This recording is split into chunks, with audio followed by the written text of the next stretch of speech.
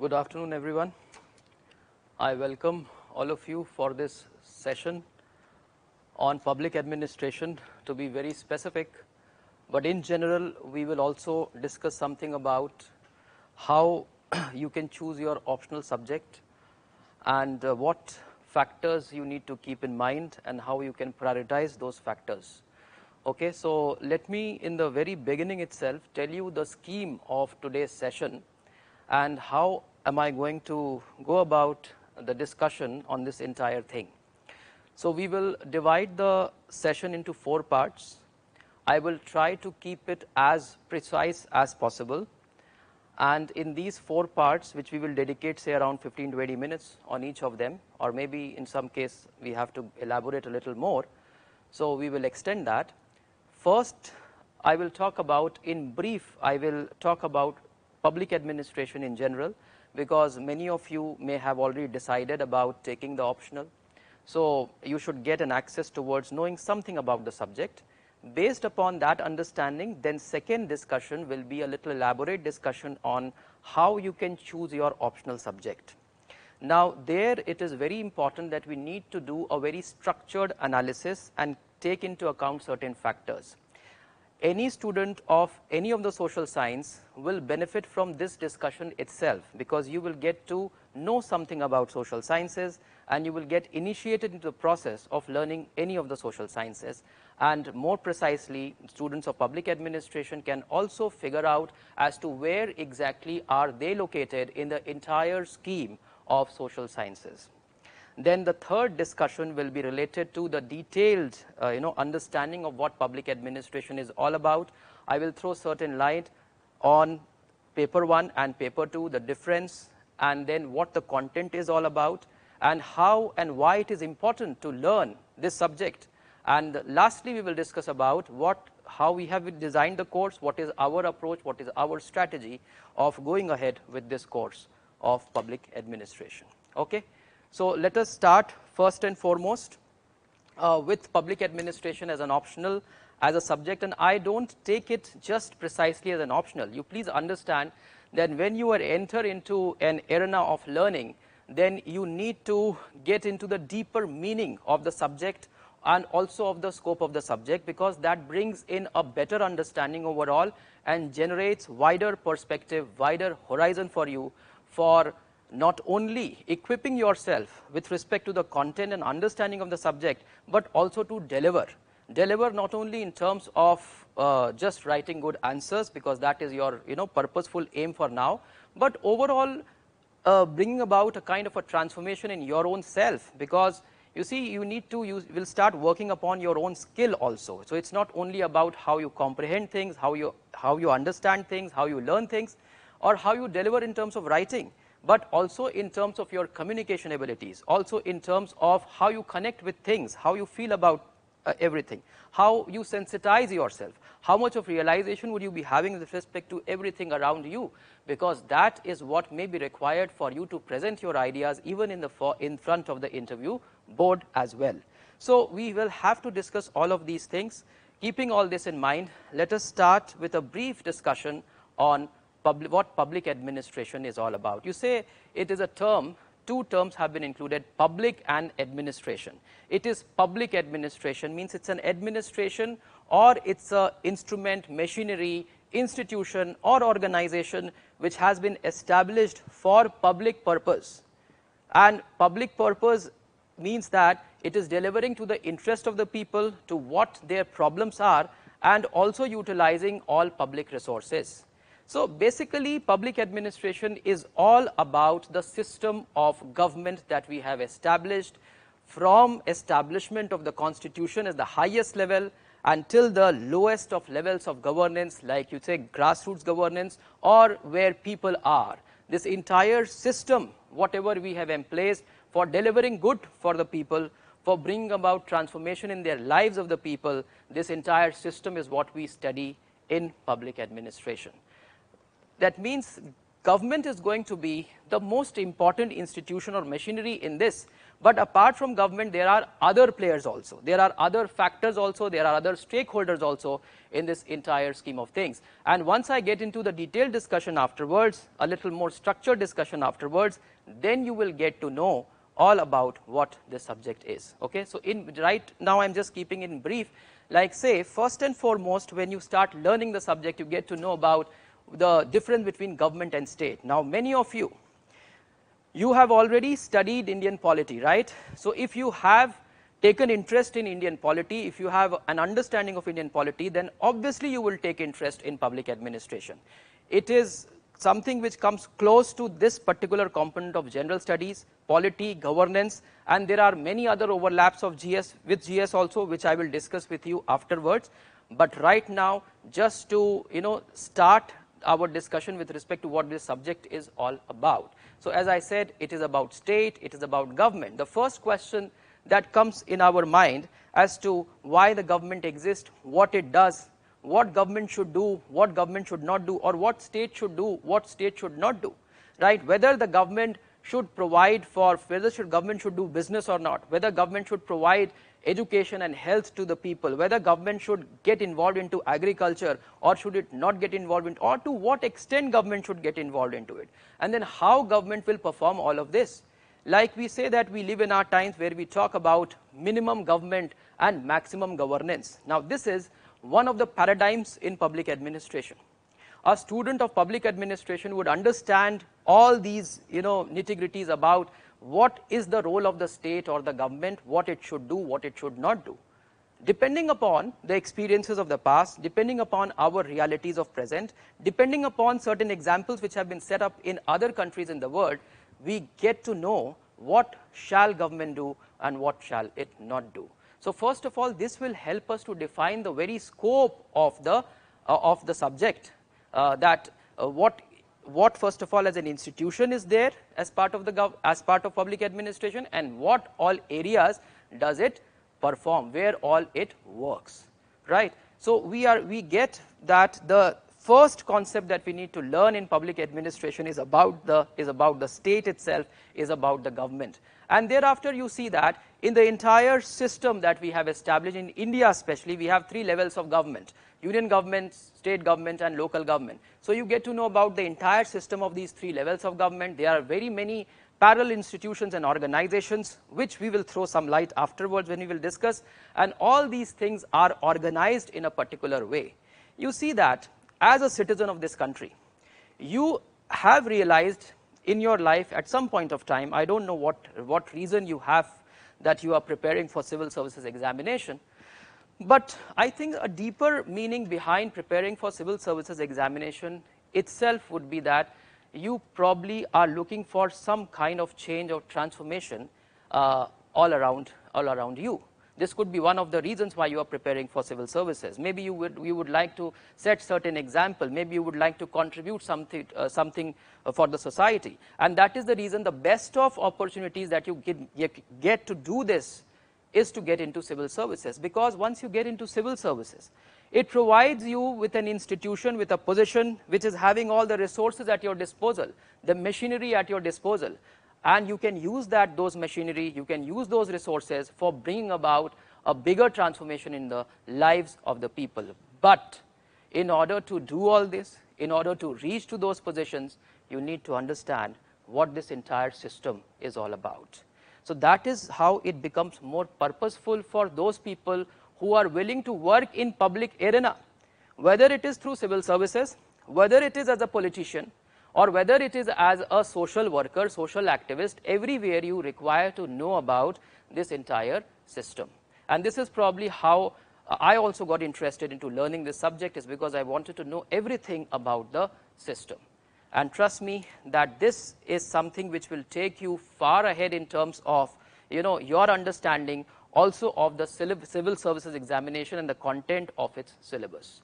Okay, so you see that apart from this system that we are studying, the basic element behind this system of how the entire thing will work, it depends upon the working of the organizations, which I will be discussing a little later on in detail.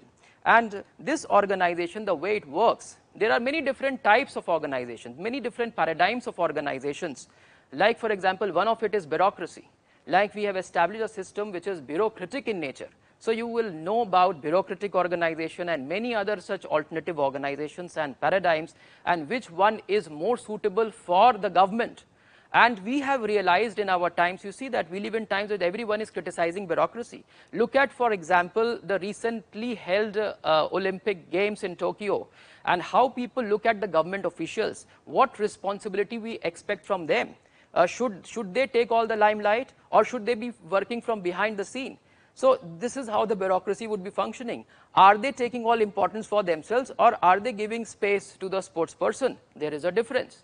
And there we could see that how efficiently this bureaucracy had been working. Whether it is the health sector, whether you have seen how we have managed the entire affair with respect to pandemic, or whether it is about the education system, whether it is about the conservation of environment or agriculture, everywhere there is an organization of the government which is working to provide all this support. Either it is doing it, either it is an actor in that, or it is a facilitator in all this. The government's role will be defined depending upon the sector. But the idea is that how efficient that organization is, how efficient that bureaucratic machinery is which we have established for running the affairs. That is the moot question. And to answer that, you see that we have been criticizing bureaucracy a lot. Bureaucratic theory as given by Weber, and thereafter a number of other organizations and different types of organizations proposed by a number of other people, they will come up with alternative solutions to that bureaucracy. Now, someone has said that if you give a control over Sahara Desert to a government, then there will be shortage of sand in the world. Or if you give control over Pacific Ocean to the government, there will be shortage of water in the world. Even this is how they are setting the examples for the government, that it's such an inefficient machinery. Why it happens that the government machinery becomes this inefficient? Why is it that it is not able to deliver? And then what shall be the best of forms of government, best of forms of machinery that could deliver to the needs and aspirations of the people? There you say that in the government itself, the leadership would also make a big difference. Talk about leadership from the perspective of the public administration. Look at the position of Prime Minister itself for that matter, and try to see. You can learn a lot about public administration. You can learn everything about public administration through the authority of the Prime Minister itself. Like, what is the authority he is having? What is the position all about? What is the constitutional, positions given over there with respect to Prime Minister? How does he get involved into policy making? And how he delivers to the policy, how he will coordinate with the ministers, then how ministers will deliver, then what is the nature of the communication, what is the nature of the behavior of the Prime Minister. You see how different Prime Ministers of the past, they have worked. They have set some wonderful example before us, how the same thing happens even at the chief ministerial level, how the chief ministers have transformed the lives of the people. There had been of the like of, you say, Ramakrishna Hegde in Karnataka, who did a lot with respect to local self-government. There had been chief ministers like Morarji Desai in Gujarat, who does a lot for the transformation of then Bombay state, of which he was the chief minister, or many other prime ministers like VP Singh as the chief minister of Uttar Pradesh, as the chief administrator of the state. He brought about a lot of changes with respect to the affairs of the state, or Mr. Charan Singh when he was chief minister. Many of these chief ministers later on, because of their administrative skills, they became the prime minister of this country. What they did, through what system they performed, like public administration, it provides an exposure to you related to these systems. And it is very interesting when you see such live examples before you, or when you study about these leaders of the past and see how they have brought in the transformation. Ramsay MacDonald, the British Prime Minister, says about district magistrate in India that he is like a little tortoise who's carrying the load of elephant on his back. I mean, such important a position is that. He says it's a little tortoise which is carrying the load of elephant. This elephant is nothing but Indian administration. The office of district magistrate, you people aspire to be there, but do you understand the responsibility that is attached to that office? I consider that there is no office in the world which is as powerful, as important as the office of district administration in India, because it is an interface with which you would be able to solve the problems of large number of people if you are appointed in that position, and if you take up the responsibility to do that, then there you see how much of transformation can be brought about in the lives of the people.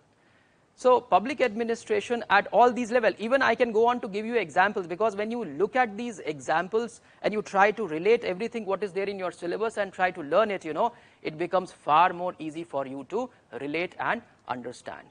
So public administration in very brief, I just mentioning, later on I'm going to discuss a little more detail in a structured manner, which will give you an idea about the content of the syllabus. But right now you just understand that public administration is all about the government, is all about the system, and not just about the government system, but it is also about how this system delivers to the needs of the people and through working through the political system. So there will be interaction of the administrative system with the political system, and of the political system with the social system or society outside. And then it is about generating new ideas. It is about developing new practices. It is about experimenting with new affairs and then using those ideas, innovations and practices and developing theories and principles and apply them back for improving upon them. This is what public administration, and after having studied public administration, you get exposed in such wide, different ways and manners, which is going to transform your way of thinking and transform your personality both together. There would be, of course, a lot of similarities with a number of other social sciences. But for that, let us get into a little more meaningful discussion. Right now, I was just talking in general about what this subject was, but let us now get into the second part of our discussion, and that is trying to understand public administration as a subject, and not only public administration, in relation with other subject also. And this will help many of you who have yet not decided upon their optional that how they should be choosing their optional subject. So let us start with this, and I will be jotting down maybe certain points also which you can note down, because this is not just about an open session or a workshop you can take it, but there would be a learning in this model itself. I'm going to do a discussion or develop a small model which will help you to decide how you can choose your optional. Okay, let us start doing it. See, first and foremost we have let's say how to decide on optional. Now there are a number of factors which are there, okay, number of factors, but I would like to classify those factors into certain categories. Now why am I doing this is because you see that this is how you are getting initiated into learning of social science. A social scientist, will there be offline classes at ALS centers? Yes, there will be offline classes and online classes both. It depends upon whether you are in Delhi or not, way above. So if you have, I think that's not a very relevant question, because those kind of queries will be addressed anyhow. But I would prefer rather if you people come up with something more meaningful, more important questions, okay, with respect to what am I discussing.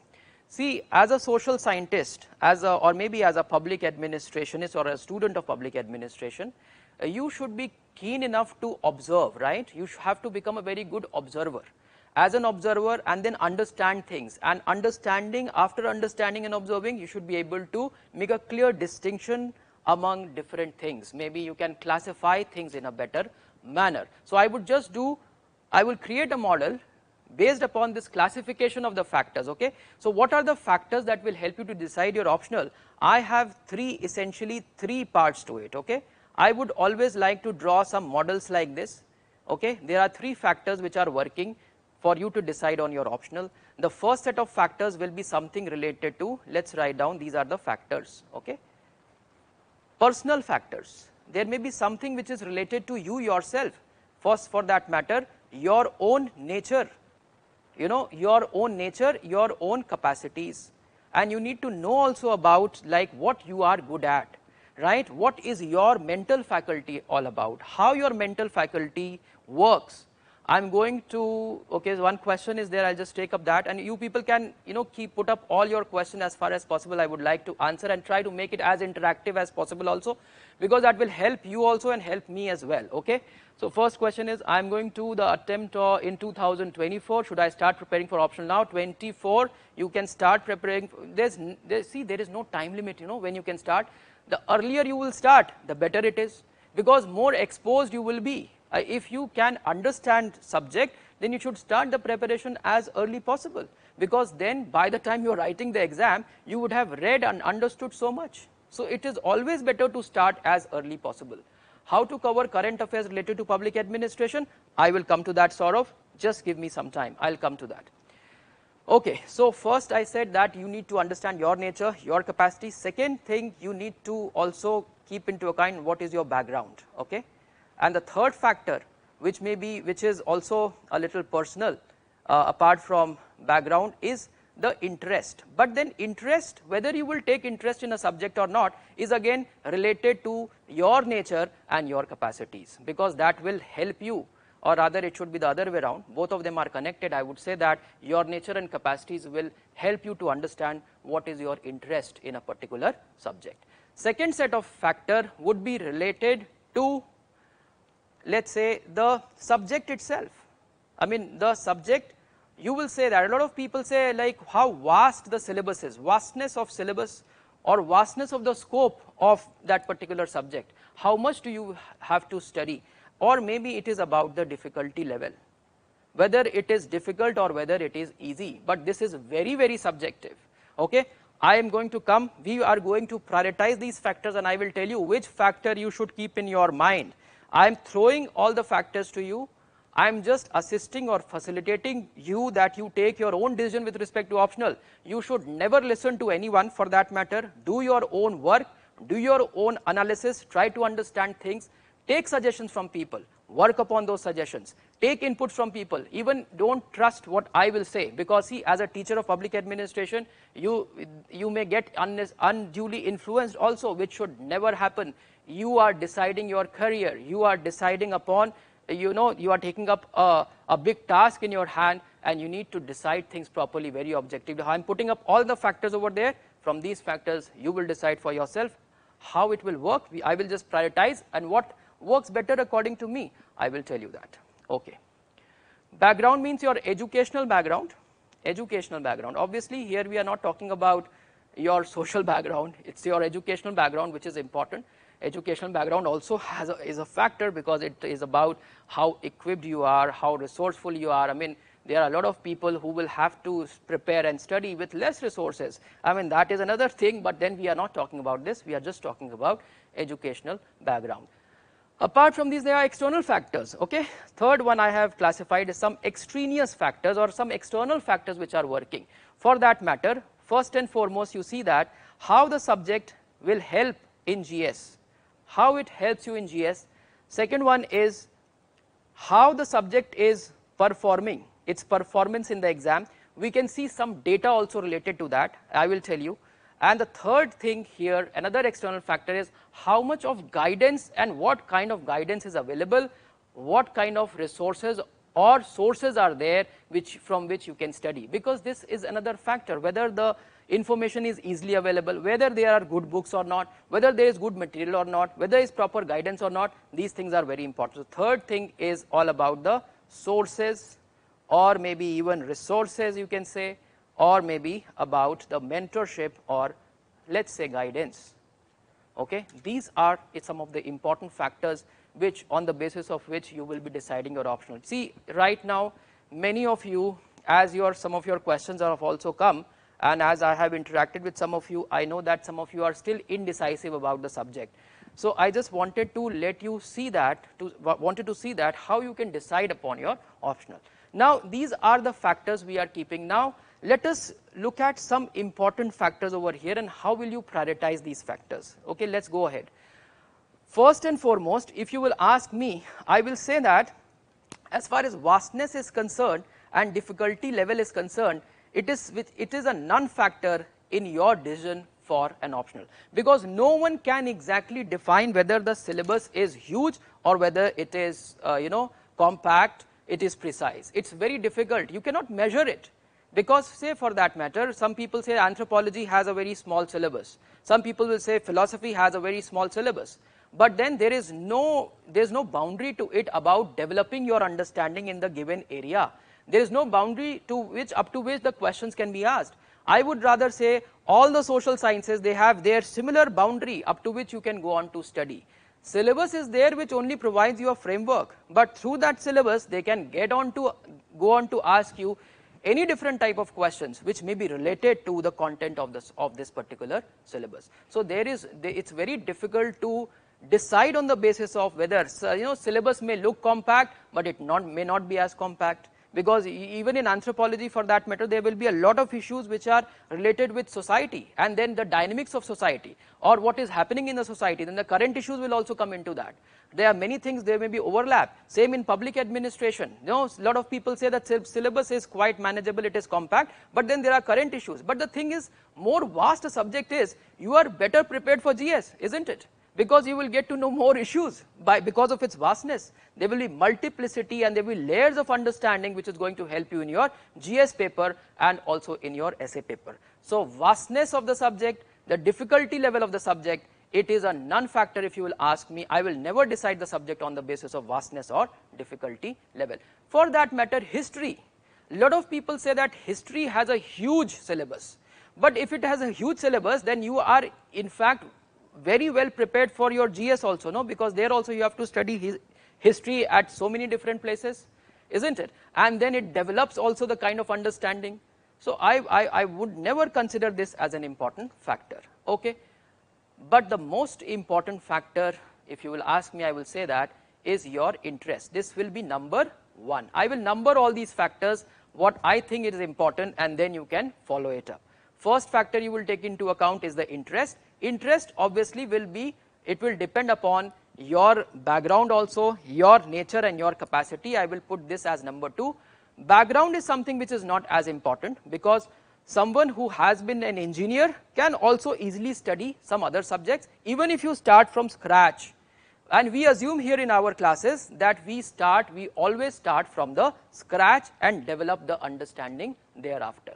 So you don't have to be worried about if your background is such that you have never studied social sciences or you have never studied public administration before, because we will develop that understanding right from the scratch. The third factor which is important, which you should keep in mind, is how it will help in the GS paper overall. And I will elaborate afterwards how public administration will help in GS. You have to see all the 4 papers, look into prelims also, and decide upon how it will help. The fourth factor which you should keep in mind is how the subjects are performing. Now here I would like to elaborate something, and this is something important. You see, why am I saying that you need to get to see the performance? In general, not to be very specific, I can tell you the percentage of people, those who are writing mains, how many of them are clearing the exam? Those who wrote mains with a particular subject, how many of them have cleared the exam? I can give you the percentage. But you see that as far as all the important social sciences, whether it is public administration, political science, sociology, philosophy, anthropology is concerned, this percentage had been varying somewhere between 8.5 to 10%, okay? Of the people who have written main examination, 8.5 to 10% of all these subjects people are clearing the exam. The percentage, it wavers every year slightly, but more or less these subjects are stable. So as far as the performance is concerned, on that basis also, you at least cannot differentiate among these social sciences. You can differentiate maybe with science subject, you can differentiate with some of the subjects which had not been performing over the period of time, like maybe for that matter economics. Sometimes the percentage is high, sometimes it is low. Sometimes a lot of people are giving the exam, sometimes not many people are giving the exam. So I don't think this also would be that great a factor, but yes, whether you opt for social science or not, for that this is an important factor, that these subjects are fairly playing their part in the selection of the candidate. So 8.5 to 10% of the people, you can in fact, annual report of the UPSC is the good source, okay? If you have any doubt, you can go and see, look into the annual report of 70th annual report of UPSC will give you how was the performance in the year 2018.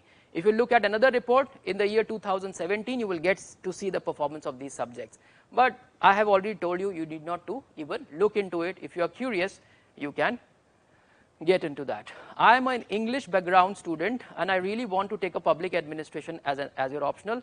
Will it be okay? I am telling you that background is not an important factor, okay? If you are an English language student, the biggest advantage is that your English would be good and you will be good in writing.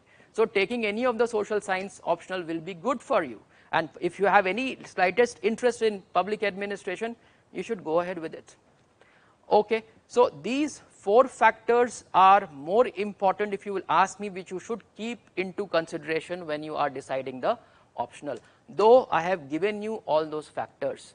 I hope you are getting the point. If you have any question, you ask me before I get into further discussion on them. Any other question you have?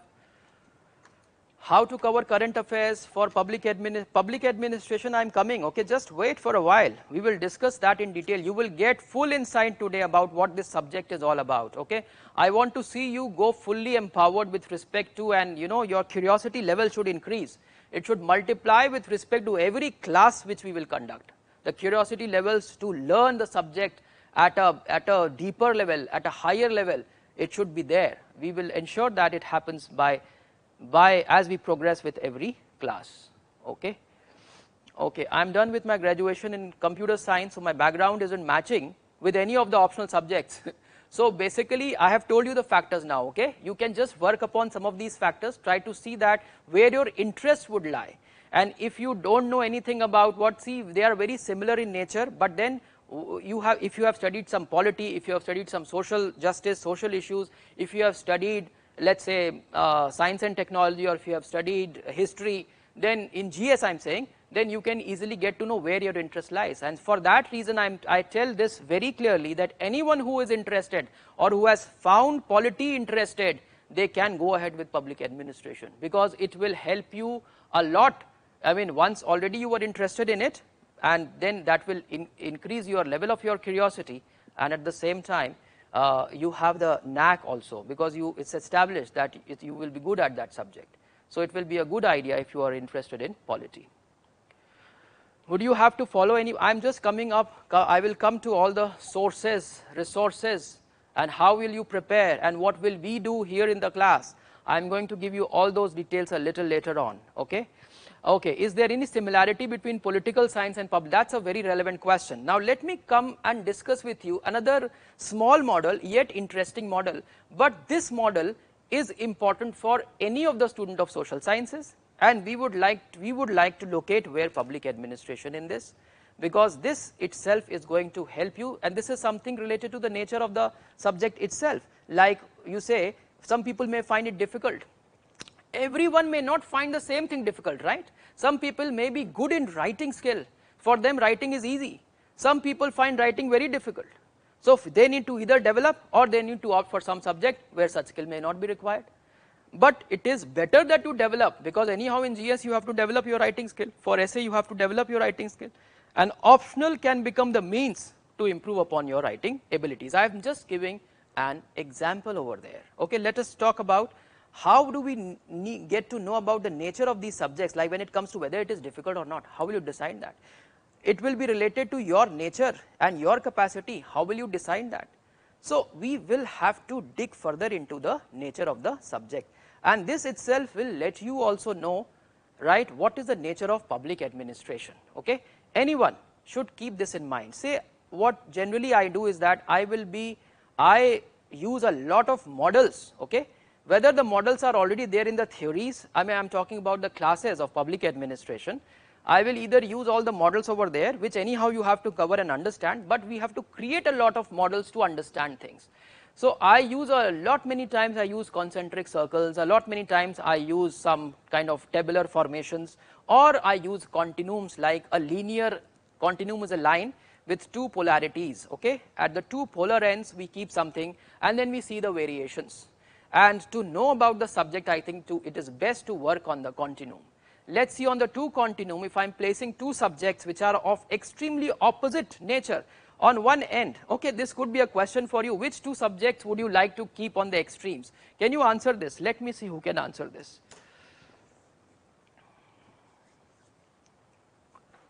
In your sociology orientation, you were told that students from public administration get selected less than any other subject. That is absolutely, that's not correct at all. You check the data, look into the data and figure out for yourself how many people are getting selected, okay? You have to, that's why I am telling you, you have to decide by yourself. Don't listen to even your teachers, don't listen to me. You decide, look into, do your own work, I mean listen to them, but take your own decisions. Take advice, take suggestions, but listen, decide on yourself, okay? Because it must have been said in a particular context, it may have been said with respect to particular year, and you have to see the trends of some of the years, okay? In fact, in 2017, there were more students clearing the exam with public administration, those who wrote mains, than most of these optionals, like 10.2% students from public administration had cleared the exam in as recent as 2017. In 2018, it was 9.2% for public administration, where it was for, I mean, I don't remember exactly what it was for political science or this, but it was less than, in 2017, it was less than public administration. So see, this is immaterial. I am telling you, this is something which, on the basis of which you cannot decide the optional. What is important is your interest, whether you will take interest on that. It depends upon whether your mental faculty works according to that, whether your nature is such which will cope up with the given subject or not. And this is the reason I am discussing this continuum. Let us see the continuum. Okay, so you have medical science background, and see, just look into this first. I will come back to all of your questions and I will answer them. With respect to public administration, I can compare many of the subject, but this itself will give you a lot of answer, okay? You people have not been answering my question. I had asked you the question at the two extreme of the continuum, which two subjects would you like to keep? That means two subjects which are far apart from each other in terms of their nature. Anyhow, I will do it for you. Let us see. On one end, I would like to keep mathematics, okay, mathematics, pure science, and on the other hand, or you can keep physics also over there, but of course there will be slight difference, okay. On the other hand, I would like to keep philosophy. This is very abstract subject, okay. This is all about the world of ideas. Mathematics is something very specific. There are, or for that matter, pure sciences, as I would say, mathematics, or you say pure sciences are the ones which gives you final answer for every question. Philosophy is something which will never give you final answer. It will just think about whatever is there. It is all about thought or generating thought with respect to anything and everything. Are you getting my point? So these are the two extremes, and then I would plot all the subjects. Now this is where, say, this extreme I would say is fact oriented, okay. This is totally fact oriented, totally fact, and this one is totally value oriented, okay, totally subjective. This is totally objective, this side is totally objective, this side is totally subjective. It is all depending upon the interpretation, okay, and all the subjects will lie somewhere in this continuum. All the subjects will lie in this continuum. What are the subjects which are lying in this continuum? Let us see that.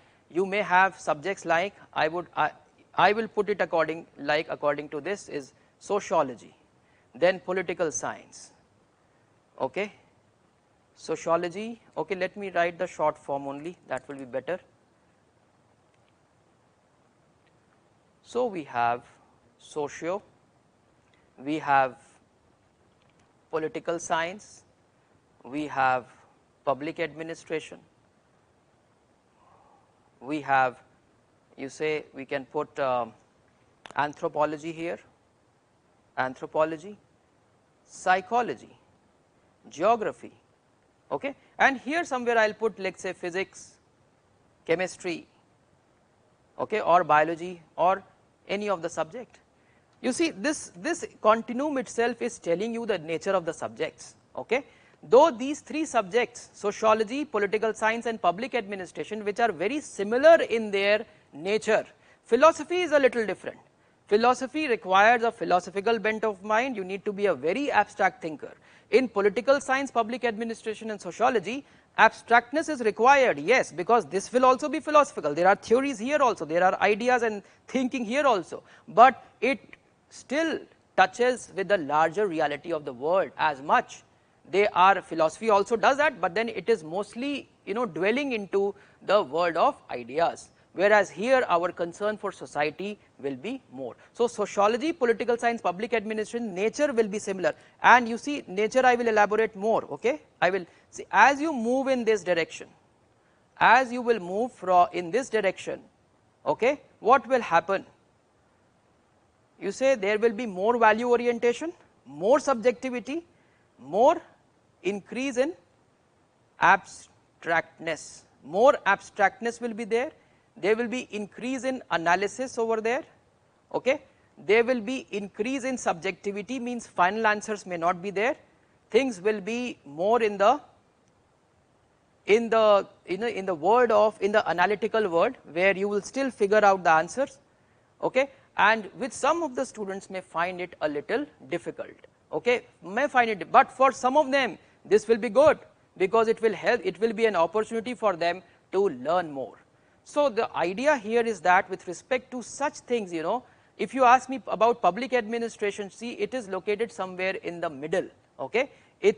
Sociology and political science will be somewhat even more closer than public administration. And why is it so? Once I will discuss the details of public administration, you will get to know that. You say you require a higher writing abilities, as you move in this direction, but for these three subjects it will be more or less similar. Philosophy may require maybe a little more difficult in terms of the phrases or jargons, whatever is used, less so in case of socio, then political science, and then in public administration. Okay, see, this is something which I am doing a very objective analysis. Okay, you have to decide, looking into the nature of the subjects, the content, especially the syllabus, you will see the syllabus and whether you will take interest in those subjects or not, then you decide whether you have to go ahead with public administration or political science or sociology as an optional, because that will help you to know the subject and know yourself, and then see that how it matches. Forget about the external factors, it doesn't count as much. How it is performing, we know that all of them are performing relatively good enough. So there is no need of looking into like, okay, this subject performed 0.1% less this year, so I will opt for that subject. No, interest is a much bigger a factor in taking the decisions, right? So this tells you about something about the nature of the subjects. Anthropology, say, it's more scientific, right? Because it is based upon the understanding of the physiological world, physiology, biology. So it becomes a little more scientific. Same with psychology, more experimentation oriented, more empirical studies in psychology. So it is a little more scientific. Then you say in public administration, you say, if you ask me, I can put law also in this. If you have to put law will come somewhere here, and management will come somewhere here. This will be management as a science. So public administration is somewhere in between politics and between management, because it is about both, right? It is about making policy, it is about implementing policy also, and it is more about implementing policy. And when it is more about implementing policy, you have to see the ground realities, you have to look at the situations, you have to look at the facts on the ground. So it becomes fact oriented. Ideas are also important, because how policies will be made, how they are made, and how it is being implemented. So there is a balance of, it is about both. So there is a balance of both policy making and implementation, or there is a balance of ideas as well as the, you say, objects which are there, or you say the values which you generate, or the facts which are there. There is a fair amount of balance in case of public administration, right? So public administration, if you will ask me, I would say that it is a subject which is a very balanced subject, okay? Balanced in terms of what? In terms of realities, in terms of, you can say, theory and practice, in terms of ideas and in terms of realities, in terms of facts, in terms of objects. It's a very balanced subject, and also it is very multidisciplinary, because as I said, it is about policy making and policy implementation. And where are you working in the entire society? So society matters, economics matters, politics matters, law matters, everything. So there will be a kind of an overlap with other subjects also, which is a very good thing, because it helps in generating perspectives and will help you in even writing good answers for general studies, no matter they be from any of the areas of general studies. Okay.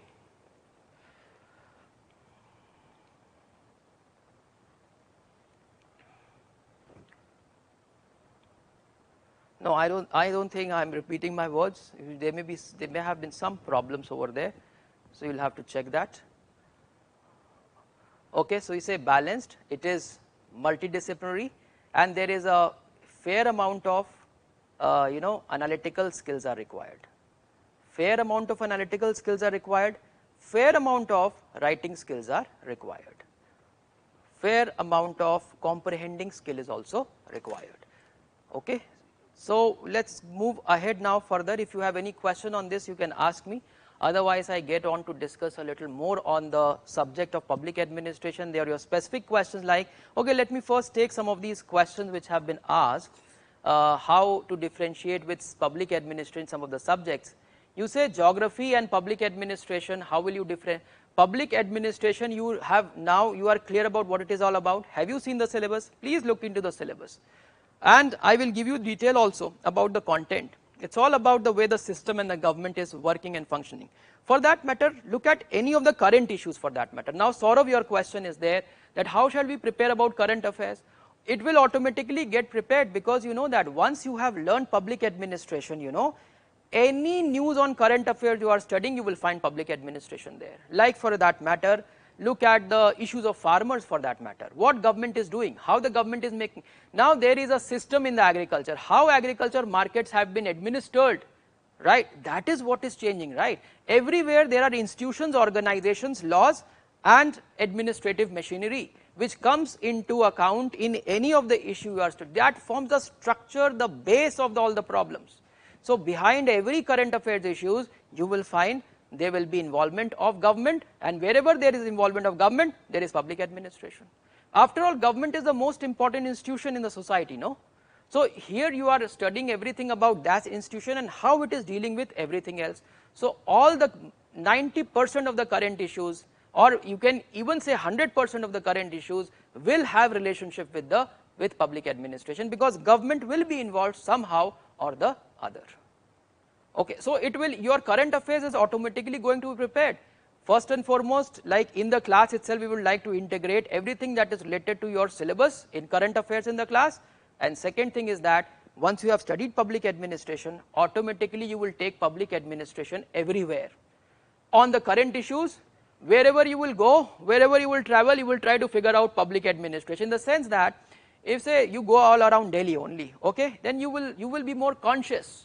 You will be conscious, okay, this is central secretariat. Now I know what central secretariat is, what happens in the central secretariat. Now we have Central Vista now coming up, these buildings which will replace or maybe supplement these government offices or buildings, but what they do inside, what is the purpose of secretariat? Only public administration student will understand, right? You will go and out and figure out some office over there located, some authority is there, some commission is there, some board is there, or you travel into the rural areas, you get a block office. Oh, how everything works, how all these system works, that is what you learn in public. You say it's such a valuable, important subject, and many times people fail to understand that value. Let me tell you this also, once you study it, you get to know, okay, how enriching the subject had been for you. Okay, so current affairs issue will be dealt easily. Mathematics and public administration, I don't know how can I answer that question, or I can go on to speak a lot about it in terms of, but this, I think this continuum itself is giving you the answer. This is a pure science, okay, but then the problem with mathematics, if there's it's your background, if you are very good at it, fine, but then there's a risk in terms of how it is performing. I am assuming that all of you are interested in some social sciences optional, and I am not differentiating in terms of performance of these subjects, because all of them have been performing relatively well in the recent years, okay. So you don't have to be worried about that, but yes, if you will compare it with science, mathematics, or some of the other subjects like economics, then there will be a little difference, okay. Sociology and public administration, please look into the syllabus, okay. Some people may find society more interesting, some people might find governments working more interesting. It depends upon your choice, where will you take more interest. Get into the details of the subjects. I will give you my contact, my number also. For further elaborations, you can call me either, or you can discuss with me afterwards as well. Say for me, if you will ask me, all the subjects are good and all the subjects are interesting also. It all depends upon how these factors are working for you, that you will decide your optional, okay. So, but don't be misinformed, try to find out the facts and correct information, and then you take your own decisions. Okay, you can consult, talk to people who have studied, talk to people who have taken such optional and see their experience also, and if you want I can further help you in deciding your optional. Okay, medical science, again I told when where biology is, similarly there will medical science will be located, and geography is also a little more scientific in those terms, because half of geography will be physical in nature, which is all about knowing this world, the fact, the reality which exists, and half of it is like human geography, it's like how social science is studied, isn't it, like how man is transforming the surface of the earth. So it will be a component of both of these.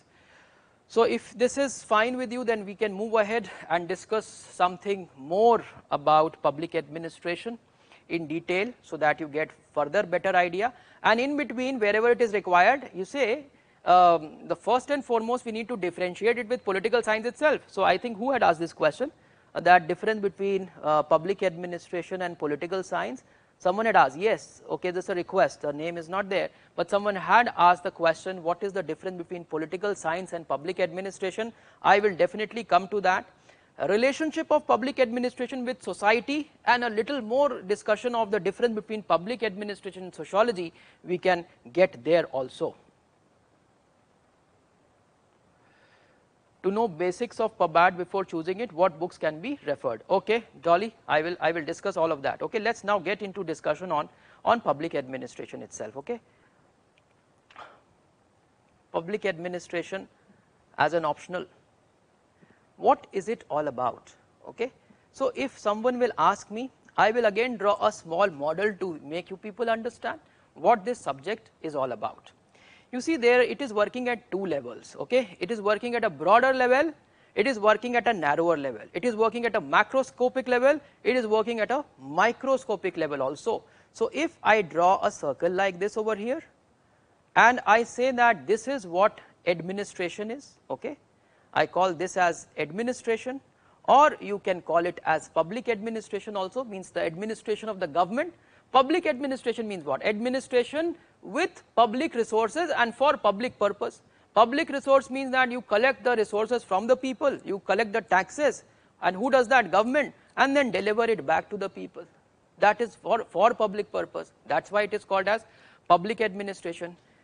Every word, public, administration, organization, management, we will get into the definition, and not just definition as in you need to know the definition, no.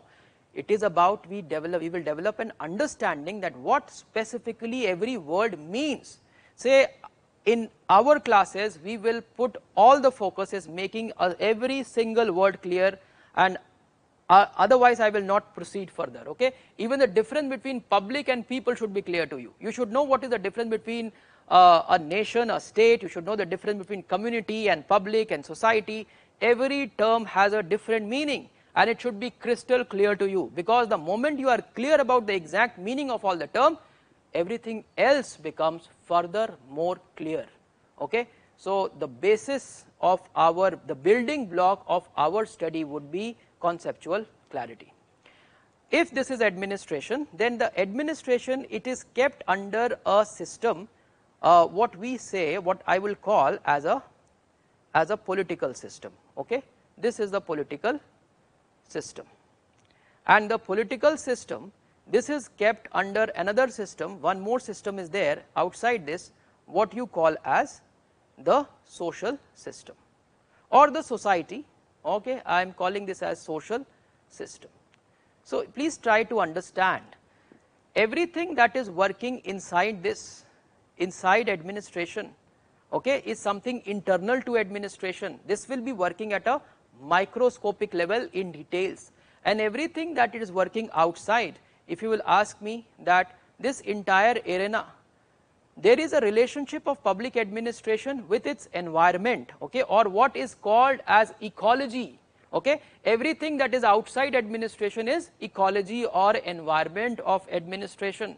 What is the relationship? What is the relationship with this? What is the relationship with the social system is also studied. Where it is studied is the question. If you look at the units in your syllabus, you will be able to differentiate among all these units as to it is related to what. Like for that matter, let us start with just to understand the subject, just to understand the syllabus properly. Please understand, you say, I say administration, okay, and then I am talking about politics. What is the difference between politics and administration, or what is the difference between administrative system and the political system? Say, who are politicians? Prime Minister, all the ministers, those who have been chosen by the people, right? Prime Minister, ministers, the members of parliament, the representatives of the people, even at the state level and the local level, they form the political system, or what you call as political executive or political representatives of the people. These are the people who, as a leader, what is the purpose of politics? They have been given the responsibility, you know, to think about the society, to take some action on behalf of the people. So we have chosen our leaders, we want them to do the work. We have given all the responsibility to them. So they are the ones who are problem solvers. So politics is about problem solving. Politics is about setting some vision. Politics is about ideas. Politics is about looking in the future and where you have to go. And administration is all about what you have set as a vision, what you have set as your objectives, how it will get fulfilled. Okay? So administration is about action. Administration is about management. It is about implementation. It is about execution. Right? The same ideas. But the thing is that these things become feasible. Then even this should be, you should make, or let's say this is policy. So you should make good policy also. So somehow in administration we study there is a strong linkage of this with policy, strong linkage of this with vision and problem. You see, Prime Minister is taking both the responsibility. Prime Minister is not only setting vision, but he is also getting it implemented, no? Prime Minister is the chief political administrator in our country. Chief Ministers are the chief political administrators in the states. District administrator is only administrative because he is not political, because he is not a representative of the people. He is just doing what is asked from him to do. So he will be part of this core, this center, purely of administration. So are we getting the linkage that politics has with administration? This is, you know, many of you would be knowing, if you know something about public administration. Woodrow Wilson, the President of United States of America, during the time of the First World War, or at its end, he has been called as a father of public administration. Now, many would counter that claim. Some people may say, oh, why not Kautilya? Because Kautilya has also done a lot of work on public administration. And then there are many other people who can be called. But Woodrow Wilson is considered as the father of public administration because Wilson, you know, he created the discipline. How he created this? He said administration is different from politics. Administration is different from politics. Politics is more about all the things which I have written. Administration is more about business, more about action, and they need to be separated. You see that in our times also, what had happened during the pandemic times? We had been mixing up administration and politics, right? Prime Minister of India and many of the other ministers, they had been doing rallies during the time of elections. When it was a time to do a lot of work for, you know, managing the pandemic, COVID, they had been doing rallies. I mean, the entire administration had become more political. There was too much of political interference over there. Is it good? Or should administrators focus more on administration? Should there be difference or not? There should be a difference, but there is a linkage also. So there is a very strong relationship of policy making and policy implementation. This is, I am telling you in very brief, in public administration we are going to study this in full detail, how the entire system works like this. Okay. Then second, you see the relationship with the social system. Say ultimately, why are you making the policy? What problems are you solving? It is only for the society only, no? That you are thinking about creating some type of policy or establishing some administration. Here I have something to say and talk about. Look at the reality of Indian society itself for that matter. If you would ask me, I will say that Indian administration is the most difficult administration in the world. Or in another word, I can say that India is the most difficult country to be administered. When I say this, India is the most difficult country to be administered in the world, is because of its societal complexities. Look at the diversity which is there in this country. Look at the number of people who are living in the rural areas, that you have to make every service, every good delivered to their doorsteps in more than 6 lakh or say around 7 lakh villages all across in the entire countryside. Is it an easy task? And then they have their own baggages of history. There are problems related to caste, there is feudalism, there is a problem with respect to patriarchy and many such social problems. So it is a complex society in which you are keeping the administration, and to know and how administration will work, you need to know a little bit also about your own society. And this is why there are certain units in the syllabus or some topics in the syllabus which are of the social nature.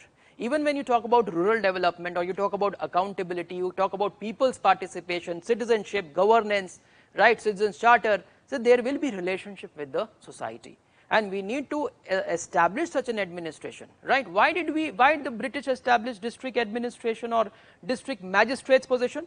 Why? Because district magistrates position was important, because India was a vast country and most of the people living in the rural areas, you had to reach to the people's doorstep to deliver. So until and unless British would have so many nodes through which they will operate, India, it was very difficult to control administration. That is why it has been repeatedly said that British controlled India only through the office of district magistrate.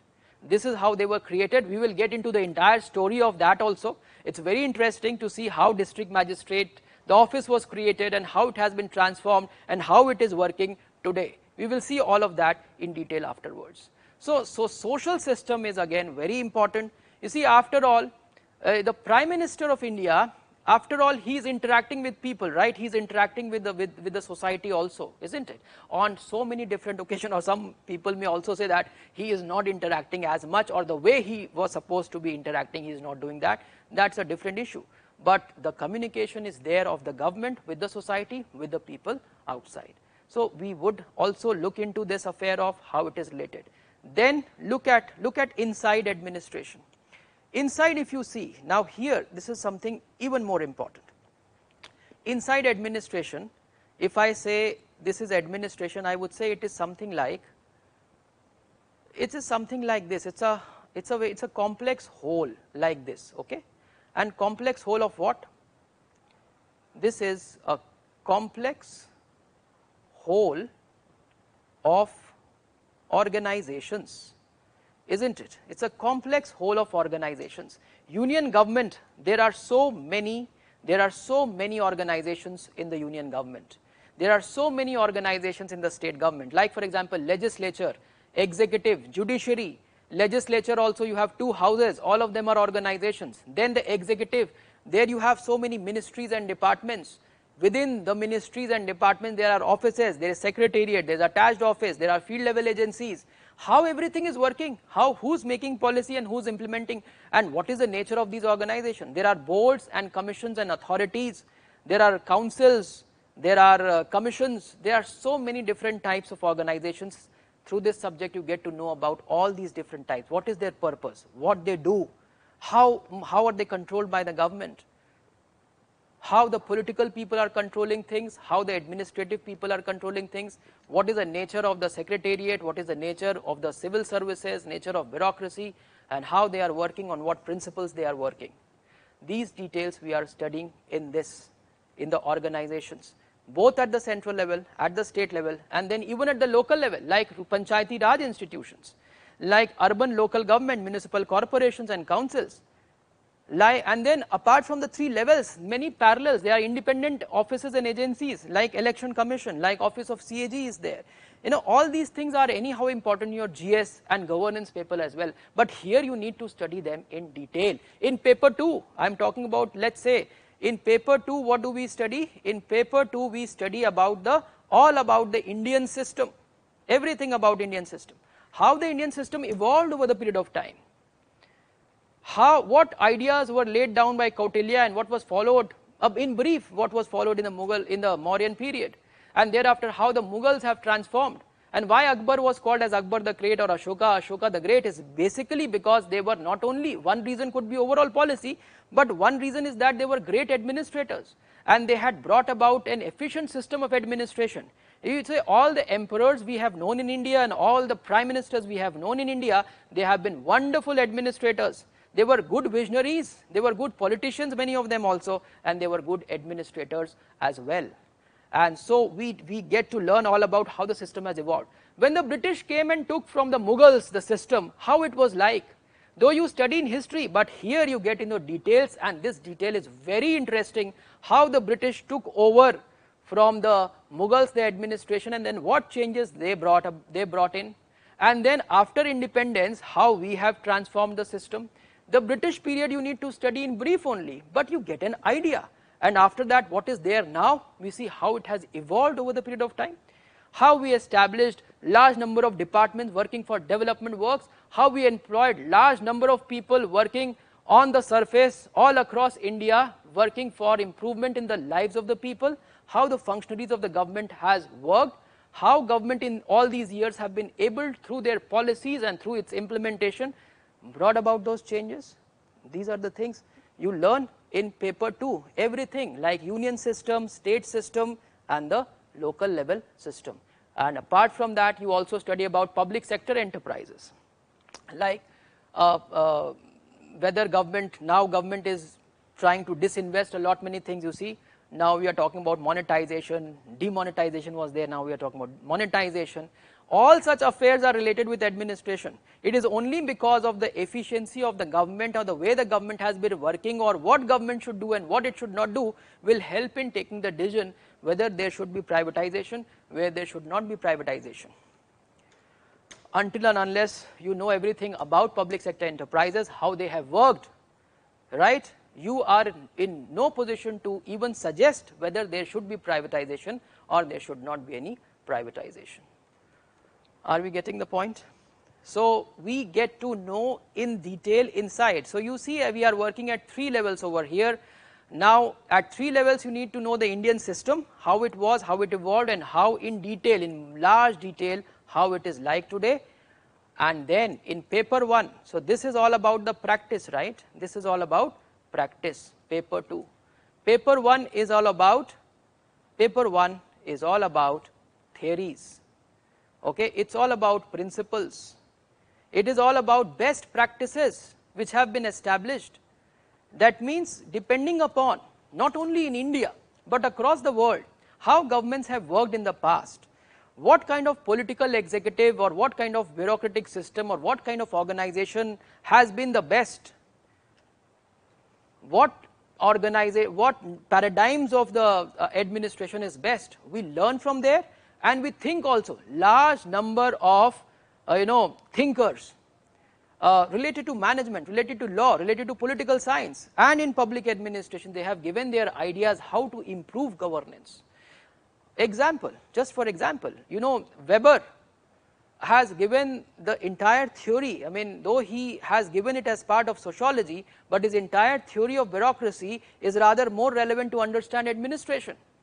So Weber's theory of bureaucracy is one type of system, but then there are thinkers who have been very critical to the Weber's bureaucracy. Marx had criticized the idea of bureaucracy as given by Weber. You have to study about Marx's idea of organization also here. And then you also have to study about some of the modern thinkers who have been criticizing bureaucracy, saying that bureaucracy is very inefficient, and if it is inefficient, it is something which is not economic. You put in a lot, but what Rajiv Gandhi said, you give 100 rupees at the top and how much is reaching at the bottom? It shows the inefficiency of this big system of bureaucracy which you established. So they are critiques of bureaucracy, and these are some wonderful ideas originating in economics, but then you are learning them in public administration, something like public choice theory or approaches. These, I mean, I cannot get into the details of all of this for now. I'm just giving you a glimpse about what is the nature of this discipline, what is the content. You will have to dig a little more into the syllabus. Okay, please try to go through the syllabus and see whether you will take interest in learning this subject or not. It's very interesting. Okay, let me now also see some of your questions.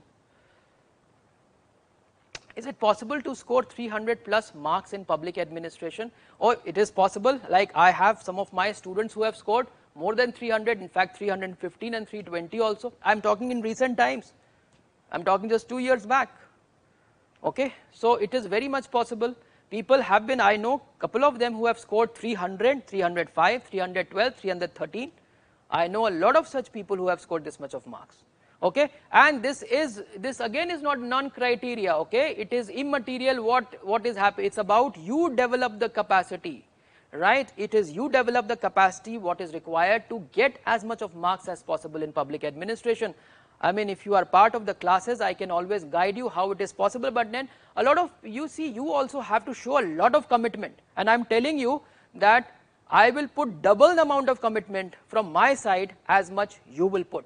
You will also have to, you know, rather wow, to, you know, take it forward and show your commitment levels and start implementing, because I will also have a lot of expectations, whether it is about writing answers, whether it is about completing some assignments, or maybe if I have asked you to read something, or if I have asked you to do something, then you should be responsive enough, and if you will follow all of that, then definitely you will be able to I mean reach at some levels where you will have that potential of getting that much amount of marks.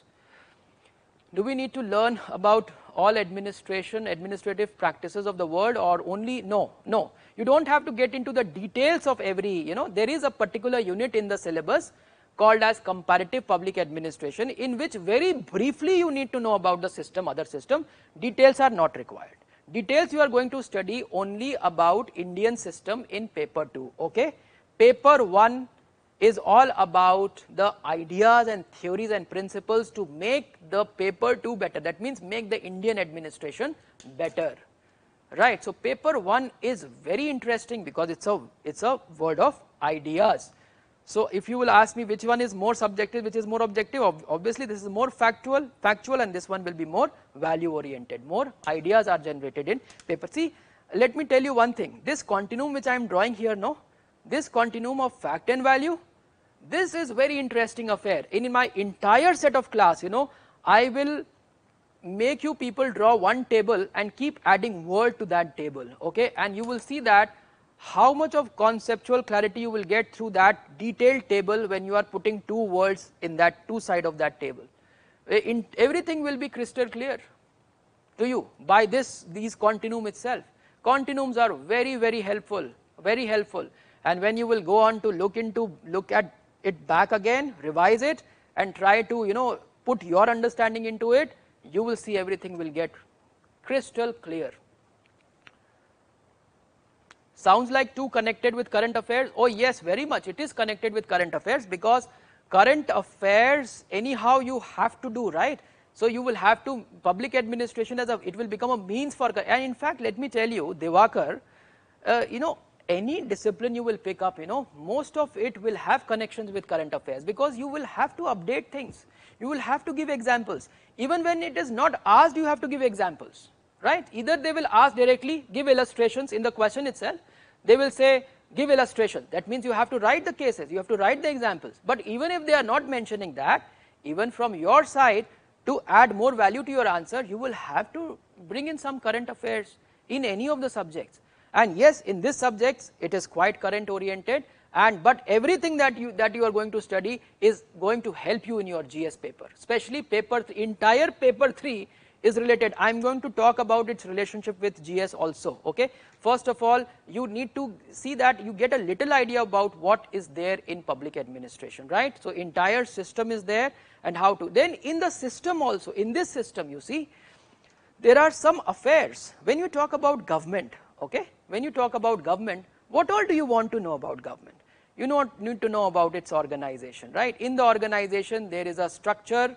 What is the structure of the government? What are the functions? What are the process? 3 things are there, okay, and then there is another aspect of the organization is how the, you know, human behavior, how people are behaving, right? These are further details which we will study in every organization, like for example Parliament of India or Election Commission or Office of CG, what is the structure, what are the functions given to everyone, how it works, and then how people are behaving, what examples they have been setting. Look at PMO for that matter, Prime Minister's Office.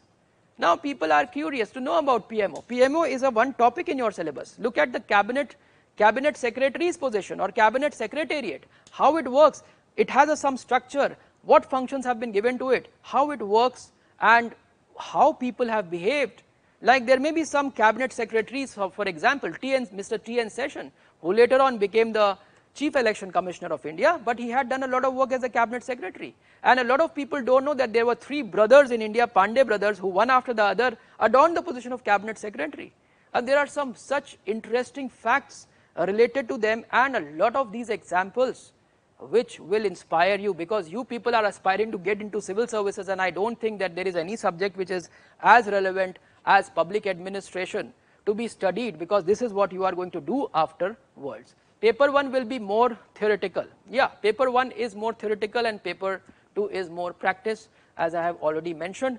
But theory is, in fact, if you will ask me, theory is even more interesting, because it becomes even more meaningful. Because after all, you see that most of you would be more like problem solvers rather than, you'd like to solve the problems, and for problem solving you need to think, you need to create, you need to innovate. And those ideas of those thinkers, when you study, like for that matter, let me also tell you, when we talk about these organizations, like I said, it's all about organization. So how best can we organize? How best can we organize? How best can government organize? Weber says that you establish it in the form of these principles. That is what he calls as bureaucracy as an organization. That is, he says, Weber says, is the best organization. Then someone else will say, no, this is not the best way, because Weber says that everything, if it is defined, if all the rules and procedures are well laid, then it works best. Someone will say, no, rules and procedures become too rigid. They will say that, no, this is not the way it works, we require more flexibility in the organization. There are people who will say that, no, we have to think more about human behavior. There are some thinkers who will say, no, we have to focus more on the structure, like Gulick and Urwik, or Henry Fayol will focus more on structural and functional aspects of the organization. Taylor will say we need to focus on the work process, how the work is being done. And these are some wonderful ideas in the world of management which we are bringing here in public administration. But the question is how well you understand them, whether you are crystal clear about their ideas. And the moment you are clear about their ideas, your confidence level will jump to next levels, much higher levels. You will have a lot of confidence with respect to dealing, and you can then deal with any of the question which is asked in the exam. Public administration will be applicable in the state exam. What do you mean by that? Applicable in the state exam means you mean to say that you can take that as an optional in the state services examination? Obviously you can. In fact, it's one of the very popular optional at the state levels. I mean, a lot of people are taking them at the state level exams. Does majority of questions in mains paper based on current affairs? Now, are you people afraid of current affairs or what? I mean, I see this as something positive. Majority of the questions may not be related to current affairs. Majority of question will be conceptual, direct question also, analytical, lot of analytical question will be asked, in which you have to, bring in the ideas from here and there, mix them and answer them. But then this is what you will learn. But what happens, when you add some current examples to your, answers, when you add some examples of current affairs to your answers, automatically your marks will jump.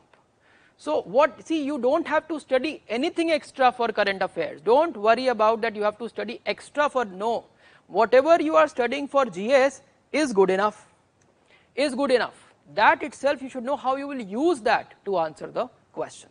It's just that when you are studying those current affairs or when you are reading the newspaper, you become a little more mindful as to, from administration perspective, I can take this up or I can write this in my answer. These things are possible. Are you getting my point? Everyone, don't ever be worried about that. No, it's nothing like you have to take an extra baggage. No, it's about the same current affairs which you are studying. That is what is to be integrated. And this is true for any of the options which you are taking.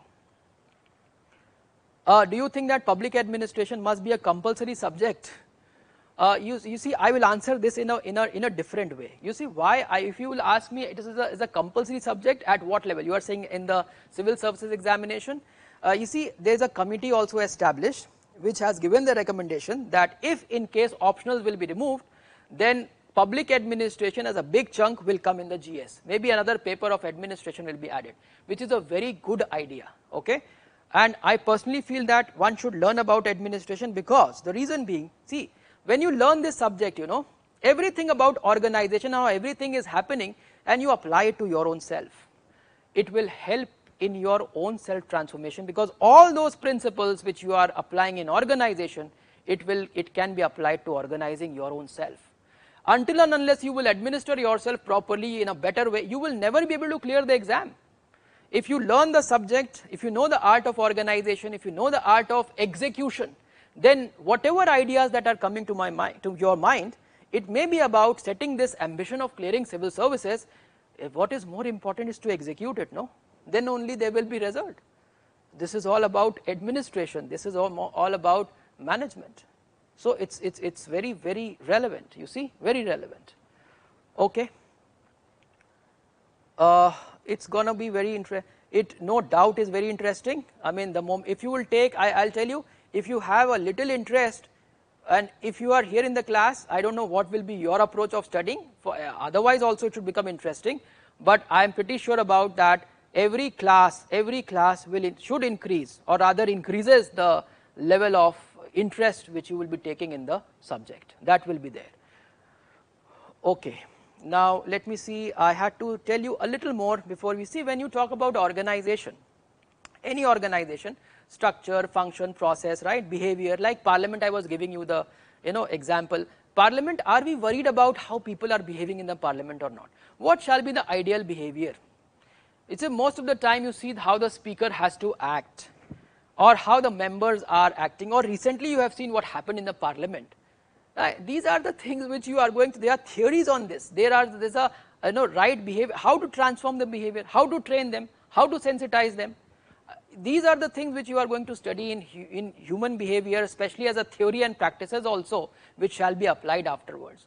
In organization, when you say the structures and position, you need to recruit people, you need to train them, you need to employ them. So there is, you see, organization also involves some of the areas related to personnel affairs. Personnel affairs is all about the civil services, like this entire process of your civil services examination, right? You are going to be recruited into the government. No? What are the levels at which recruitment happens? What are the different examination? You have the staff selection commission, you have UPSC. How it is recruiting means what kind of examination is conducted, entire process of civil services. Then how will you be deployed, trained and then deployed, and how will you get the cadre? Where will you be sent? What are the kinds of services? All India services, central services, state services, the entire system of bureaucracy and how it functions and how the personnel affair is managed. This is also you are going to study in this subject, in personnel administration and civil services. Then you are going to study everything related to finances, financial administration, because you say it is said that every act of government is an act of public expenditure. Until unless government is spending money, how will it do something? So if every act of administration is an act of finances, then you need to know all about finances also. So there is a relationship with certain things which will overlap with economics also, like for that matter, budgeting as a process, how taxes are collected, what all the taxes are there, how it is distributed, maybe between center and state, and then what is the process of making the budget, how it is passed, how it is implemented, then how accounting, in brief, accounting is done. You don't have to study accounting here, no, it's not required. You just need to know about the basic structure which has been, or office which is there, which is doing the accounting, who does the accounting. Then audit process, CAG's office, how it works. You don't have to study about the details of audit, but you need to know about the office which conducts the audit. You need to know about the office of CAG. So the entire process is studied in financial administration. Then you have the local governments, district admin, I have already told you, and then there is, you study everything about accountability and governance in your GS, everything you will study here. The relationship with the outside is all about accountability, is all about governance, how it is fulfilling to the requirements of the people. Now if you will go through the syllabus, I hope that you will be able to get what it is. There are two more units in paper 1, one is what we call as developmental issues, right? Developmental issue again is related to society. How administration is bringing about a big transformation in society through development process. We have developed countries, we have developing countries. In developed countries, what kind of administration is required or is there? In developing country, what kind of administration? There are such wonderful models there also, the Rigsian ideas, which will be very, very interesting. Okay, but I am not going to discuss all that in detail right now. I hope you are getting some idea about what public administration is. Let me now take some questions. One more question is, how much percentage would it overlap with? Okay, let's discuss this also. How it overlaps with GS? Let me tell you. GS paper 1, okay, paper 1, paper 2, paper 3, okay, and GS paper 4. First of all, I would say the entire paper GS paper 2, okay, entirely, except the bilateral, issues, except for that everything else is part of public administration. You say policy making, implementation, whether it is about social justice, the ideas or of governance, entire thing about polity, it is all related to public administration. So it is entirely, I would say 90% of paper 2 is not only related, in fact it is all, if you study this you would have all automatically studied that also. Maybe extra bit, a little bit extra is required there, a little bit extra is required here.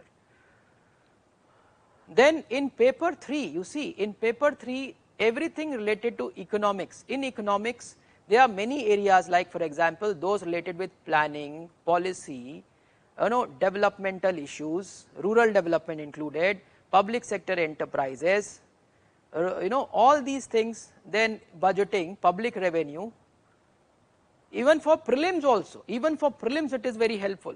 There are, I would say, around 40% of chapters of economics which have a direct relationship. I won't say that content is similar, no, content will be different, of course in economics the content will be little different, but in many chapters even the content you will have to know that also, you have to know this also. Until and unless you have studied public enterprises in economics and public administration, both of them, you see overall you have far better understanding for your GS paper. If you have studied planning here and there, both places, you are far more clear about planning, about policy, about development, all these issues. So it has a big overlap with economics also. Then paper 4 in ethics, okay, there is public service, values, okay, and accountability, all of that is part of, because see ethics is about, as a civil servant, what are your human values be like, how will you behave, all these things anyhow are part of civil services also, are part of significant issues in public administration, it's there in the syllabus. So I would say even let's say around 25 to 30% overlap also in paper 4. Okay. In this case I would say there is an overlap of 20 to 30%, okay, but this overlap is not like the content is same, content will be different, but there will definitely be overlaps, but here even the content 25 to 30, maybe even more sometimes, it will be very, very helpful. Then in paper 1 you see there is some part of history, like for example you have to study the administrative history, and if you study administrative history, until unless you study administrative history, other history is not meaningful, the political history is not meaningful for that matter. In fact that will be shown to you right in the very beginning in the earlier classes when we will discuss how the administration has evolved in India, how the government of India, I know you are studying government of India acts in history also, but you would have not studied from that perspective, or that clarity will not come to you the way you will study in public administration. The way I will tell you about maybe not details of regulating act, but yes the administrative importance of regulating act, and how it is transforming administration, everything becomes more meaningful. The entire freedom struggle becomes more meaningful because it is in relation to asking for governance, asking for a better representation in administration. So there is, I won't say there is a huge overlap, but there is some overlap with the administrative history and certain social issues also, like for example globalization. Now globalization is there in administration also. Say all the issues are not disconnected, they will have their relationship elsewhere also, but public administration has a huge overlap with the GS syllabus, huge overlap. Every teacher will tell you that there is a huge overlap, there is a lot of overlap. In a way they are right also, they are not wrong, because there are overlaps of social sciences with GS paper. If you will ask me, I will say the maximum overlap with the GS paper, okay, if you will say maximum overlap, though it's not very easy to tell, but political science and public administration, they have maximum overlap in the GS syllabus. And in essay paper, if you will say, I would say for essay the subject will help the most is sociology and then public administration, because most of the time either there will be social issue as a question or some governance issue as a question will come. Then one topic of philosophy also is there most of the time, but from public administration and sociology you will get more number of topics. So sociology and then pub add in essay, and in case of GS paper political science and public administration, thereafter sociology and history comes as far as GS paper is concerned. But in essay paper the subject which helps the most will be sociology, and after that it will be public administration.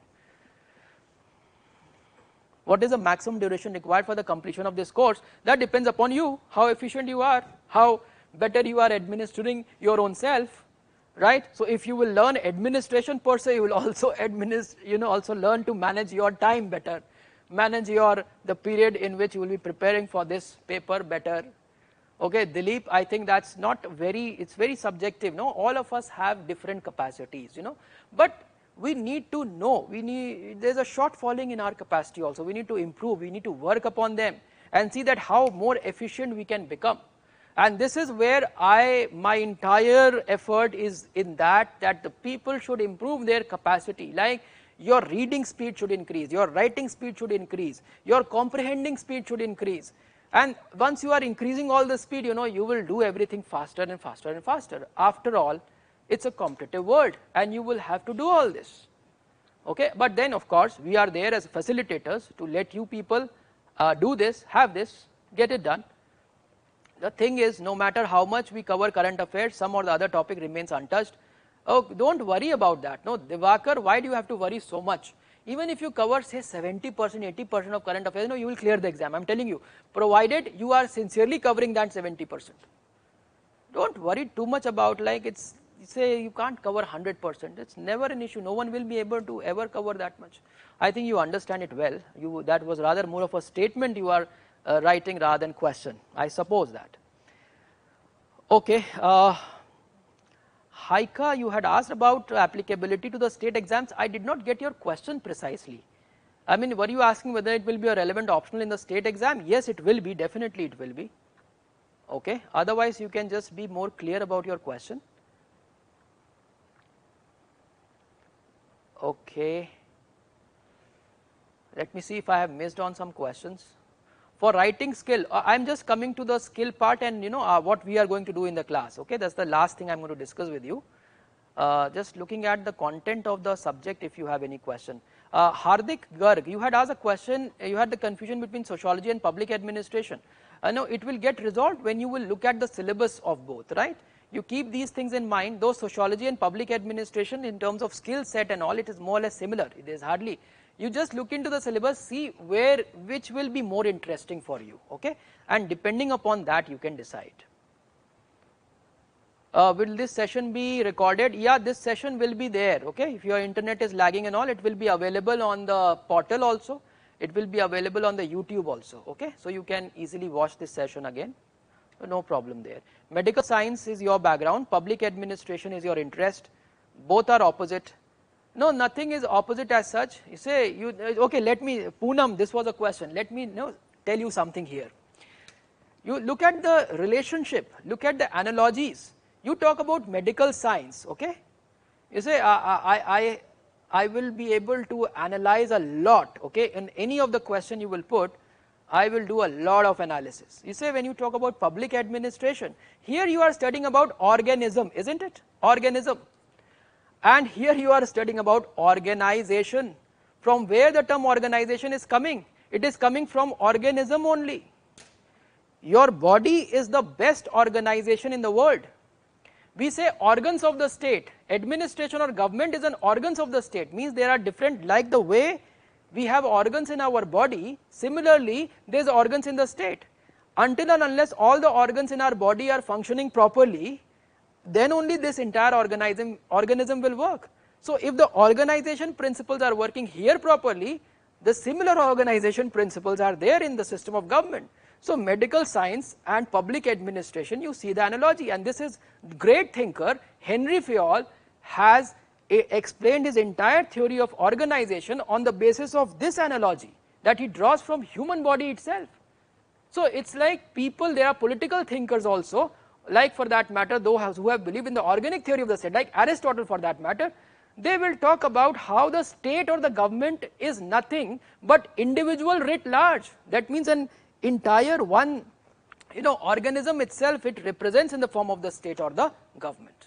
So everything what is happening at the individual or the microscopic level is projected at the larger level in the public arena. I hope, Poonam, you got your answer. Public administration is most relevant subject for IAS. Now there is no doubt about this, okay, whether you study it now, anyhow you will be studying it afterwards. You have to study administration or you go on to the ground, but you know what, even when you are working as a practitioner, as an administrator, afterwards, if you have not studied public administration, your understanding will still be limited. We can definitely learn from experiments, we can learn from doing also, yes we can, but until unless I have studied theories also, principles also, the best practices in the world, I will not be a good administrator. And not only study in the sense that you need to know about it or just passing, clearing some exam per se, maybe your academy in Missouri will also be organizing, so giving you assignments or you have to complete that and all that, but then with the right essence, have you studied the subject or not? Again the same question, is it possible to, okay, I think this is an older question only, sorry. Okay, let's see.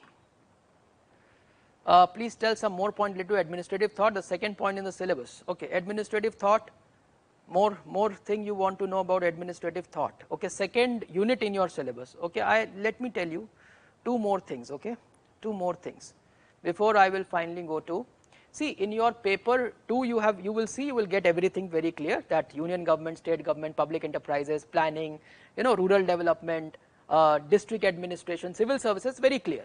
Paper 1 may have a little lack of clarity for a person who's starting to learn public administration. So there is a unit called introduction, there is a unit called administrative thought, okay, there is a unit called as administrative behavior, okay, there is a unit called development dynamics. I am just mentioning these, there is one called comparative public administration, CPA. These 5 are more important units. If you study these 5 units very nicely, your paper 1 you will have very good understanding. You see in introduction, basically there are a lot of paradigms, okay, lot of paradigms. Paradigms are related to role of state or government with respect to society, okay, society and politics also.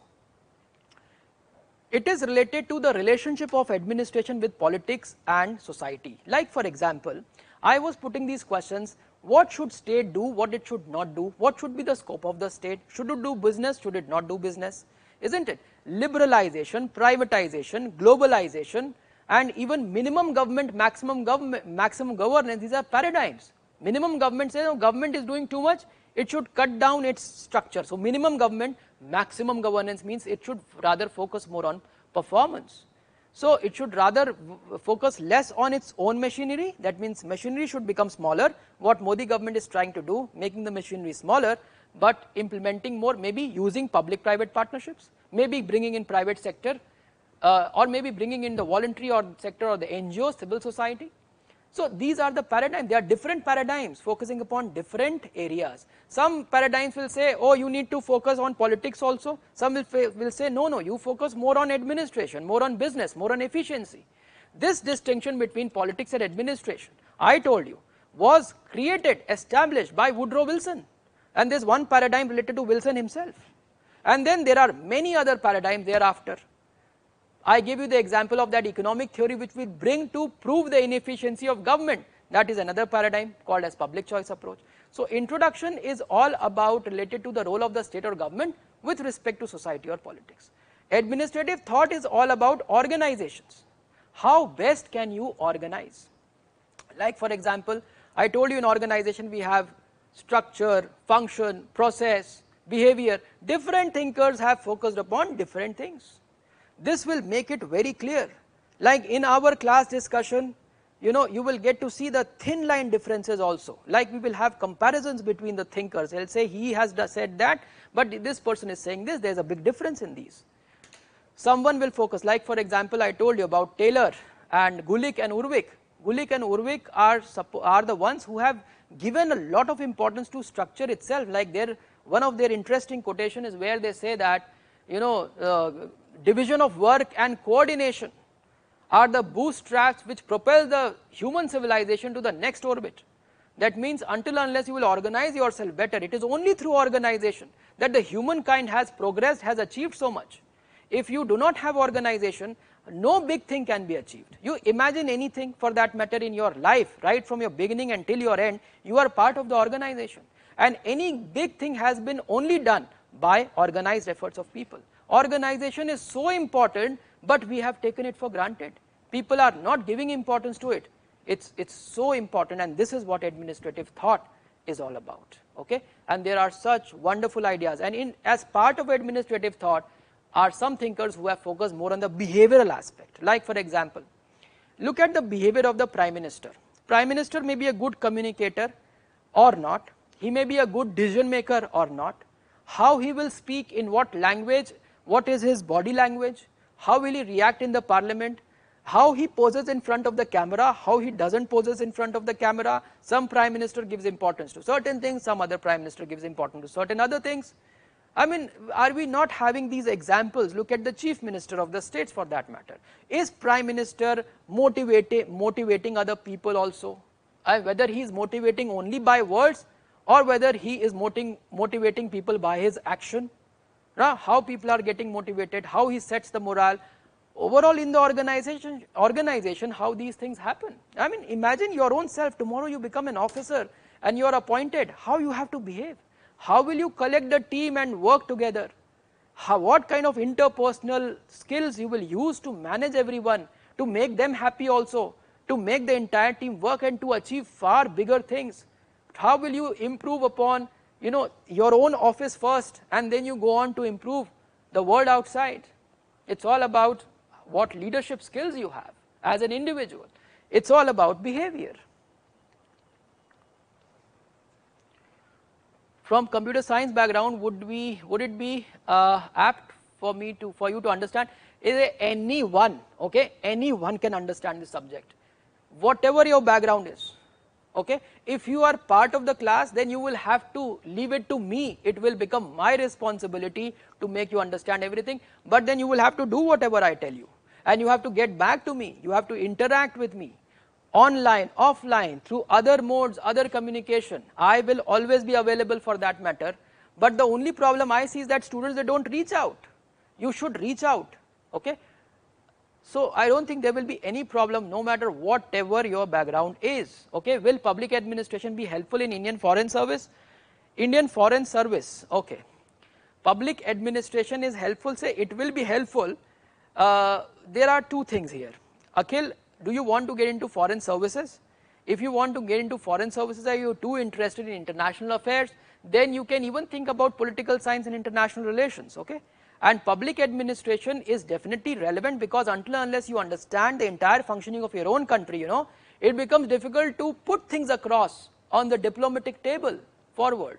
It is only your understanding of your own system that will, because anyhow, see, world affairs anyhow you will be studying, because once you become a diplomat, international relations issues you anyhow have to study it, okay? So public administration will help, yes, certainly.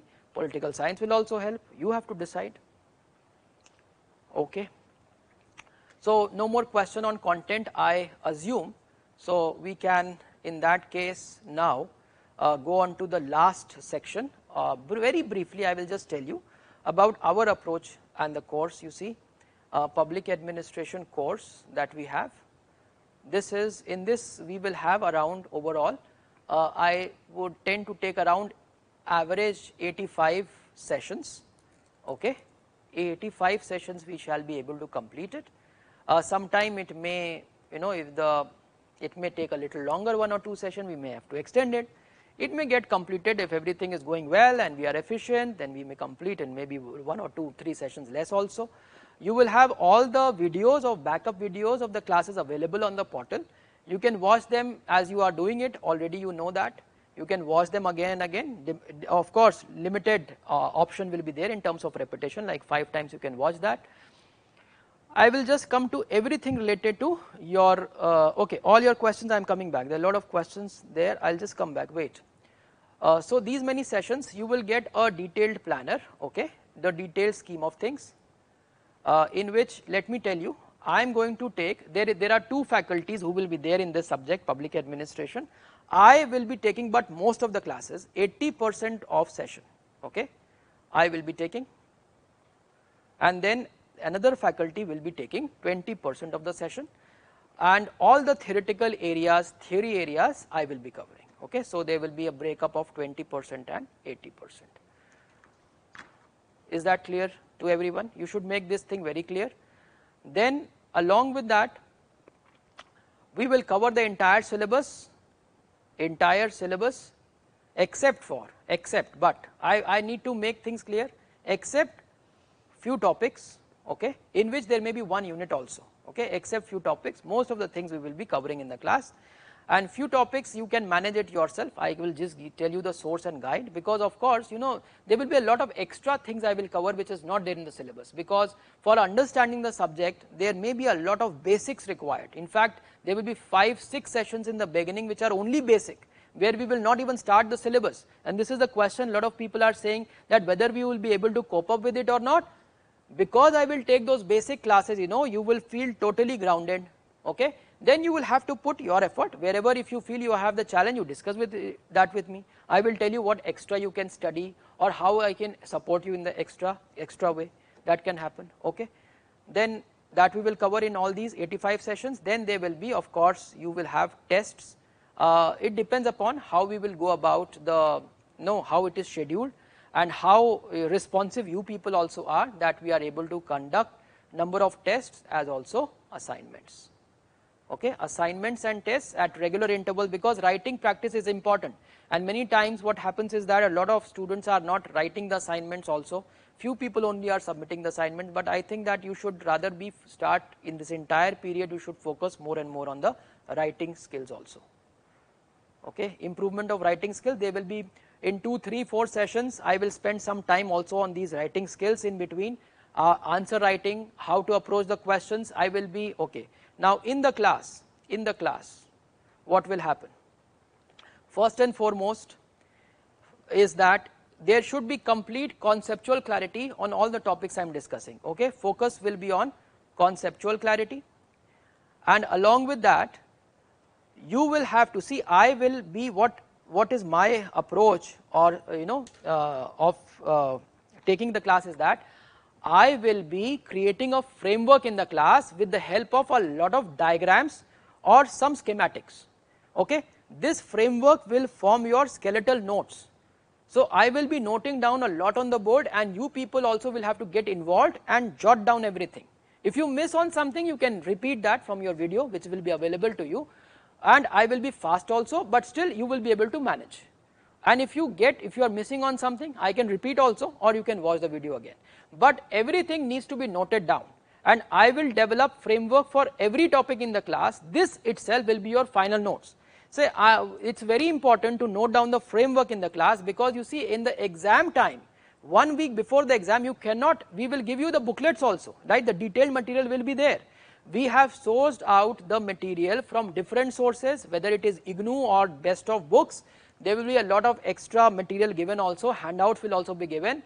We will give you a lot of question answer structure, of the previous years, and many questions which we have created and their structure for getting the idea. You will have all the material with you, but still class framework is very important, because that becomes the basic clarity for you. That much if you will mug up this much with understanding, I have used the mug up word, though I should not use it.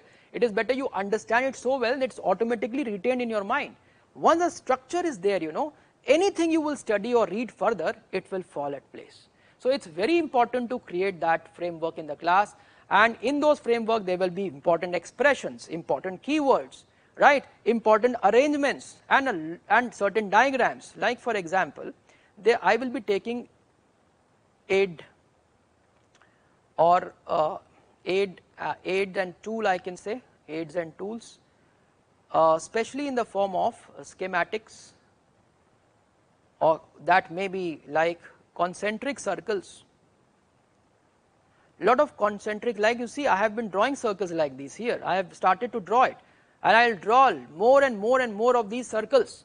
A lot of concepts gets cleared through concentric circles, okay, like these, and there will be more complicated ones. Then we will overlap the concentric circles with some other geometrical figures to understand the models. We will create a lot of models in the class on topics, so that these are also the diagrams which you can draw in the exam. And it is not about me drawing the diagram and giving to you, no. You should be creative enough, and it is my responsibility to transform your creativity levels. It is my responsibility to see that you become that creative, that you start to think and create more such diagrams by yourself. It's very important. Concentric circles will be there. There will be block diagrams. You see, in administration, block diagrams are very important. The moment you draw the block diagram, you know okay, the entire system structure is like this. If something is very complicated, the big block diagrams, like for example the entire district administration, I will give you a handout, okay, or I will share something on the WhatsApp group. We will create a WhatsApp group also, I will share that also. So it's not necessary that a complicated ones you have to draw in the class, but I prefer that smaller diagrams, by as far possible we should be drawing it, because drawing it then and there itself with explanation, writing a lot of other things, it helps you to retain and remember then and there itself. Then and there itself you should be able to retain and remember it. Then we will be having a lot of tables, okay, a lot of other geometrical representations, linkages, and we should be open towards doing it and creating all of these as much possible, okay. As much we will create, you see, the subject will become so easy and simple for you.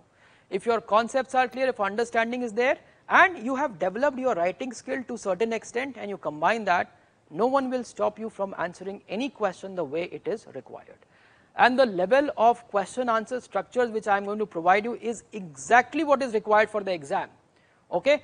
You may come across a lot of material on the net, you may come across a lot of material elsewhere, but let me tell you very clearly, you have to judge it and you have to see that is it exactly what is required for the exam, is it exactly what is required according to the demand of the questions. So there you have to make a distinction, and I will tell you with confidence that whatever content or material we will provide you there, it will be exactly what is required to answer those questions, because I will focus entirely on the concepts and nothing should go wrong over there. Current affairs related with the optional will be covered in the class or not? Yes, by as far as possible we will discuss the recent issues, combine it together, and few of the things, of course, you are already studying current affairs in your GS. We will guide you how will you integrate everything. So some work you will have to do by yourself also, because we may have limited time and everything cannot be covered in the class also, okay. Which books are useful for PubAd? Okay, I will tell you, I am just coming to the sources, okay. So this we will do. So remember that notes, we are making framework notes, I do not call them as notes, rather we will create framework notes in the class itself. Details you will further study from the booklets which we are giving. Even if you will do booklet properly and study articles and question answer structure, it will suffice. I know students who have cleared with that also, but we have sourced it from the best of places and sources. Still I want you people to keep books for reference purpose, okay, books for reference purpose. You see, more in certain cases you need to read more literature, because you need to settle down with the language of the subject. You need to study with something with a little more elaboration, some explanation is required. And you say no one should deny the importance and relevance of books. Books are always relevant, they are always required, but used for reference purpose. It is not that you have to study book religiously from page 1 till page end, no, you can study them selectively also, okay, few chapters. Now that again depends upon the purpose, at what level you are. Like for beginners, I generally suggest there are two books, okay, by this name Public Administration itself. One of it is Concepts and Theories, other one is something very similar, Public Administration. this will be related to concepts and theories. There are two authors, either you take the book of Fadia and Fadia, or you can take the book of Sharma and Sadana. Okay. Now I will tell you what is good in both of them. These two books are for paper 1, okay. For paper 2 also these books are there, like Fadia and Fadia is for paper 2 also, but I am not telling you for paper 2, okay. I am just telling you for paper 1. Even if you want to start with, you will focus first on paper 1. So for paper 1, okay, you can take either of these two. Let me tell you also, say Fadia and Fadia is more simpler, okay. It is more simpler. Both the books cover substantial area of syllabus of paper 1, okay, substantial area of syllabus of paper 1, but Fadia and Fadia is more simpler. Sharma and Sadana is, I mean, relatively it's a next level, right, from Fadia and Fadia. So a beginner might like to read more easily Fadia and Fadia because things will be more explanatory and simpler over there. But still, if you have confidence in yourself, then you can go ahead with Sharma and Sadana also. This is also a very comprehensive book, but this has more utility because in the longer run, more useful in the longer run. That means certain topics you will have to study afterwards from Sharma and Sadana also. Maybe apart from your notes, you can read those chapters also from these books. Though it may be integrated in the notes also, but still extra literature is, you can never deny reading extra literature for clearing more concepts, okay. So I can tell you there will be, like, there is a book on administrative thinkers, okay, administrative thinkers. Now we have integrated everything in the notes, but still I want people to take this book, Prasad and Prasad.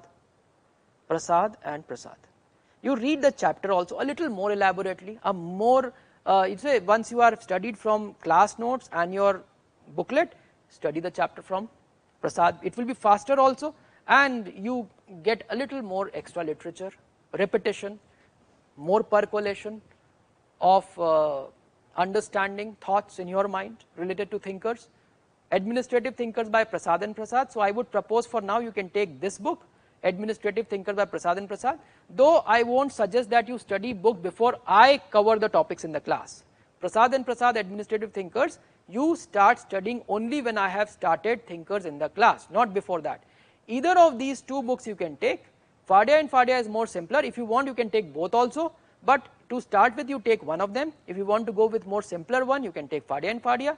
Otherwise, if you are confident, you can take Sharma and Sadana, or you figure out if you are buying offline, it's easier. Online will become difficult. Otherwise, you could have flipped and through the books, or even online if it is possible to flipping through the book and seeing like what is the content, and then you can decide for yourself. But either of these two books may do.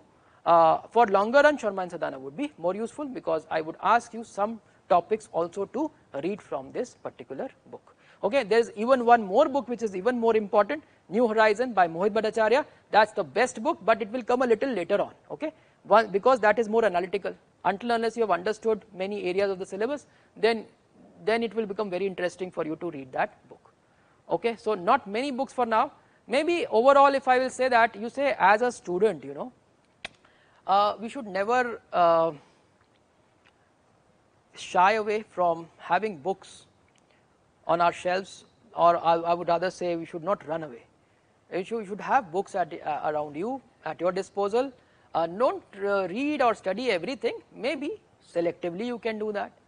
Okay, that will develop confidence also in you, and it will help to supplement things also. So maybe two books for paper 2 and maybe 3 books for paper 1, 5, 6 books overall you should have for public administration, which will help apart from your overall class notes. Or if you just want to focus on class notes and booklet also, it is fine, and selectively sometime if you get extra, you can study things from the books. Is that clear? Anshuman, have you got the point related to books? But it is better that you don't study too much till we start the class, okay. Once because I will give you some basic material also to read in the beginning, and once you have those classes, the beginning classes, the basic 5, 6 sessions, and thereafter those material, then you will be grounded and you will be initiated properly into the subject. So there is a particular way, and that's why guidance is very important in this subject, because how you have to go about it, in fact it's important in all the subject, but in this case it is very important that how, in what sequence things will come is something which will happen in the class. Beforehand, if you still want to read something, you can, if you are having Fadia and Fadia, you can read some introductory chapters, or if you have Sharma and Sadhana, again you can read some introductory chapters from these, either of these two books. Okay. Any other question you have? Anyone? Please give us detailed information about PubAd resources and what should we stick to till last, because booklets plus books plus notes becomes too much. Now, if you say booklets plus books plus notes becomes too much, then this is again too much, because you see, first of all, your class notes is something which you are going to prepare in the class itself, okay, plus booklets are there. In booklets you can first focus on more important units, okay. In booklets you can avoid maybe some of the chapters which may not be as important to start. First you focus on the core areas, okay. I will guide all of this in the class itself. I will tell you what you will read, how will you read, and if you will keep following that, it will be good. And books, I am telling you, you don't have to study books, only for reference purpose, okay. Only one book I ask people to read properly, religiously, and that is Mohit Bhattacharya's New Horizon, Afterwards. Otherwise you will just keep it for reference purpose, nothing else. You don't have to study from the books, okay. Don't take that burden, don't take that burden. I am a graduate in economics, can you prefer, okay, shall I tell you an optional? I think if you are not going ahead with economics as an optional, then public administration definitely is one of the most relevant optional for you, okay. Any economics student, because there will be certain theories or some ideas related to economics which are there. So commerce student, I will tell you, commerce background students, you people already have studied some management theories also, okay, financial aspects and all. Commerce background students, law background students, and economics background students, even for that matter political science background, if they are not still well versed in political science and they want to switch to PubAd, it is very much possible, okay. They can do that. Even political science background people also can opt for public administration. And along with that, any science background student or any engineering students, for them also public administration is relatively easier in social sciences as an optional in comparison to, if you compare it with political science or philosophy for that matter, okay. Public administration will be relatively more easier for them, or because it is closer to management, right. So you remember that continuum I had drawn, from that it should be clear. Okay.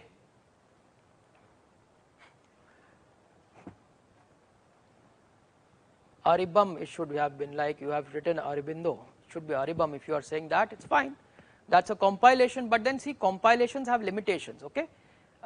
There maybe you have to read few articles, but then I will provide you all those things, along with the booklets. We will give you a lot of other handouts and materials and articles also to read, okay. So you don't have to worry, and please take my words, please don't think that something is a lot, okay. Yes, we have to draw a line, we have to be precise about, and you will get that clarity also in the class, is what exactly has to be studied. But don't shut down your sources, like don't say that I will not study books, please don't say, because there may be some topic in which you may have to work a little more, you may have to read 1 or 2 extra chapters for more clarity, okay. So otherwise you can easily manage from class notes and booklets also, if you will do properly your class notes and booklets also, right. And then we will provide you for current affairs. I provide all the PIB related issues separately. In fact, I will provide you all the public administration related current materials separately, all PIBs, in fact not 1 or 2 or 3, 4 years I will provide you. So you can easily get from there all current developments. So it will be precise, you don't have to be worried about that. How many hours should you study daily for optional? Okay. How many hours are you studying? That it depends upon that. How many hours are you studying? I want that you people every day should be able to revise your class notes and read booklet every day. So I think even if you will spend say around 2 hours every day on optional, I think you will be able to manage 2 hours apart from class. If you just give 2 hours daily, and you know that your classes will be 4 days a week, let me tell you this, classes will be 4 days a week, so every week you will have ample amount of time that you can focus on your GS also, and you can prepare for your optional also. Classes will be on Monday, on Wednesday, on Friday and on Sunday. Timing of the class will be 11 onwards, okay, 11 to 1 or 1:15, sometime maybe 1:30 also, okay. So 2 hour 15 minutes, and rarely we will extend the class, though most of the time it will not happen, okay. That will be the timing of the class. Make it very clear, don't get confused that it is at 2 o'clock, it will be at 11 a.m. in the morning, 11 to 1:15, 4 days a week, so you will get ample amount of time to study, okay. Yeah, an Aribam book is fine, you can study from there also you can study, okay. These are, see, I will keep telling you these things afterwards, but then you know what, why I tell you people to take these two books is that reason is maybe towards the end you can leave these books. If for the purpose of initiation, you need to read a little more elaborately some of the chapters, which will be there only in either of these two books. Books like Aribam and all that, they are more compiled, so the material is very concise over there. As a beginner, you need to read more elaborate and more explanatory literature, okay, which either I will be discussing those things in the class, or it is given as part of your notes, or it is there in some of these books, okay. So I have seen that those people who have read some of the chapters from either of these two books, they are more grounded in the beginning, and later on you can shift, and then you can use these two books only for the purpose of reference, something you are not getting anywhere, right, or maybe whatever I have discussed in the class, you want to read a little more about it, then only for reference purpose you can use it. Otherwise, there is either of these two books I am telling you, don't have to take both of them, you can take either of them. And if you are comfortable with Aribam also, if you have read some chapters, you are comfortable, go ahead with that, no problem at all, okay. ARC reports, second ARC reports, yes, in second ARC report you will get one booklet in which all important recommendations are given over there, okay. So in one booklet you will get all of that, and generally what I do is that administrative reforms is not that it's important, but it is integrated at different places in the syllabus itself, so some of it gets covered along with the topic itself, and maybe something if it is left, either I will float a framework for that. These are those units, something which I leave mostly to be covered by the student, but still some framework, at least one session will be required to discuss the entire set of administrative reforms as a framework, but at the same time all the reforms will be discussed separately in the class along with whatever discussions we would be having, especially in case of personal administration, civil services and all, it will be very important, that will be discussed there itself. Rest of the things, some recommendations I will leave it to you, because you have understood the concept and understanding so well, then you can deal with it by yourself. Okay, I think now you people have are through with your questions. Any further? If you have, you can ask me, or else I'll be taking one more session before we'll start the class. Maybe I'll throw a little more detailed light on the content of the syllabus in a different perspective altogether, where we will be able to discuss things in more detail. Which optional would you suggest for a disaster management student? Oh, definitely I will suggest public administration, because disaster management is about management, no, and we have topics related to disaster management, though there are very few two topics in the syllabus, but still the entire process of disaster management is related to administration. The machinery, the basic principles of organization and the tools and instruments are same, so it will be very relevant for you, okay. Disaster management, I think the most relevant out of the given option which is available to you, I think that's public administration. Either take management. Public administration is more useful because it is management in the public arena, or government's administration, it's more relevant. From when the class is going to start for optional? We are starting the class, okay, that date also I should tell you, 6th of September, 6th September we are starting with the class. 6th September is Monday, 6th September onwards we will first start with the foundation level class. So 5 to 6 sessions will be foundation, and then thereafter we will start with the syllabus. And syllabus also, we will get the planner. We will design the syllabus in a way where there is a particular flow, okay. It's not necessary that first we cover paper 1 and then we will start first with paper 2, because there are few things that is far easier for you to understand. Once you have understood some realities which we have, then theories, thinkers become more relevant, and you will be able to easily understand them and relate also. everything needs to be related, everything in paper 2 whatever is happening, you know, it will be related with paper 1, and you will develop that knack, you will develop the perspective, how will you relate which thinker with what issues which are there in Indian administration. Okay, is it clash? Is there a bit of clash? Like what time is your class in the morning? I think it is not clashing. If it will clash, we will shift it a little bit. We will make it 11:30. Don't worry about that. I will discuss that in case if there are difficulties with there are overlaps. Maybe I think your class will get over from 8 to 10 or 10:30, right? If there is too much of trouble, we can start at 11:30 if it is possible. I will discuss. I mean, we can discuss it very openly also, and we can change the timing of the class if everyone will agree. But we will change the time of the class then also. 11 we have GS class. Will our optional start after 11? Because till 11 you have GS class. Is it so? Till 11 if you have GS class till 11, then we will shift it for half an hour for sure. Okay, I will figure it out because this is the window which has been given to me. I thought maybe you will, after your GS class will be over by 10 or 10:15 or 10:30. I will confirm it in the next session, and I'll take one more open session, okay, in which we will discuss things in a different perspective. So many other students, if they want to join, new ones they can join. You people anyhow should repeat that, because this will not, the content will be, there may be certain things I may just repeat in between because there may be some new students over there, but still I will try to discuss in a different perspective, okay. Every time we are having the class, things will be different in perspective. Even from batch onwards, right, if the previous year's batch and this year's batch, the classes which I take, it generally vary in terms of the way they are designed or the way we are talking about different perspectives. Okay, nowadays your classes are lasting around 3 hours. Okay, I think either there will be some adjustment with the GS timing, okay, or I will adjust the time. So you don't have to be worried about it, okay. I'll take care of it, definitely will take care of it. Any other issue? Okay, I think that's all. I will have to stop the class now, and I will see you people very soon, okay. Thank you.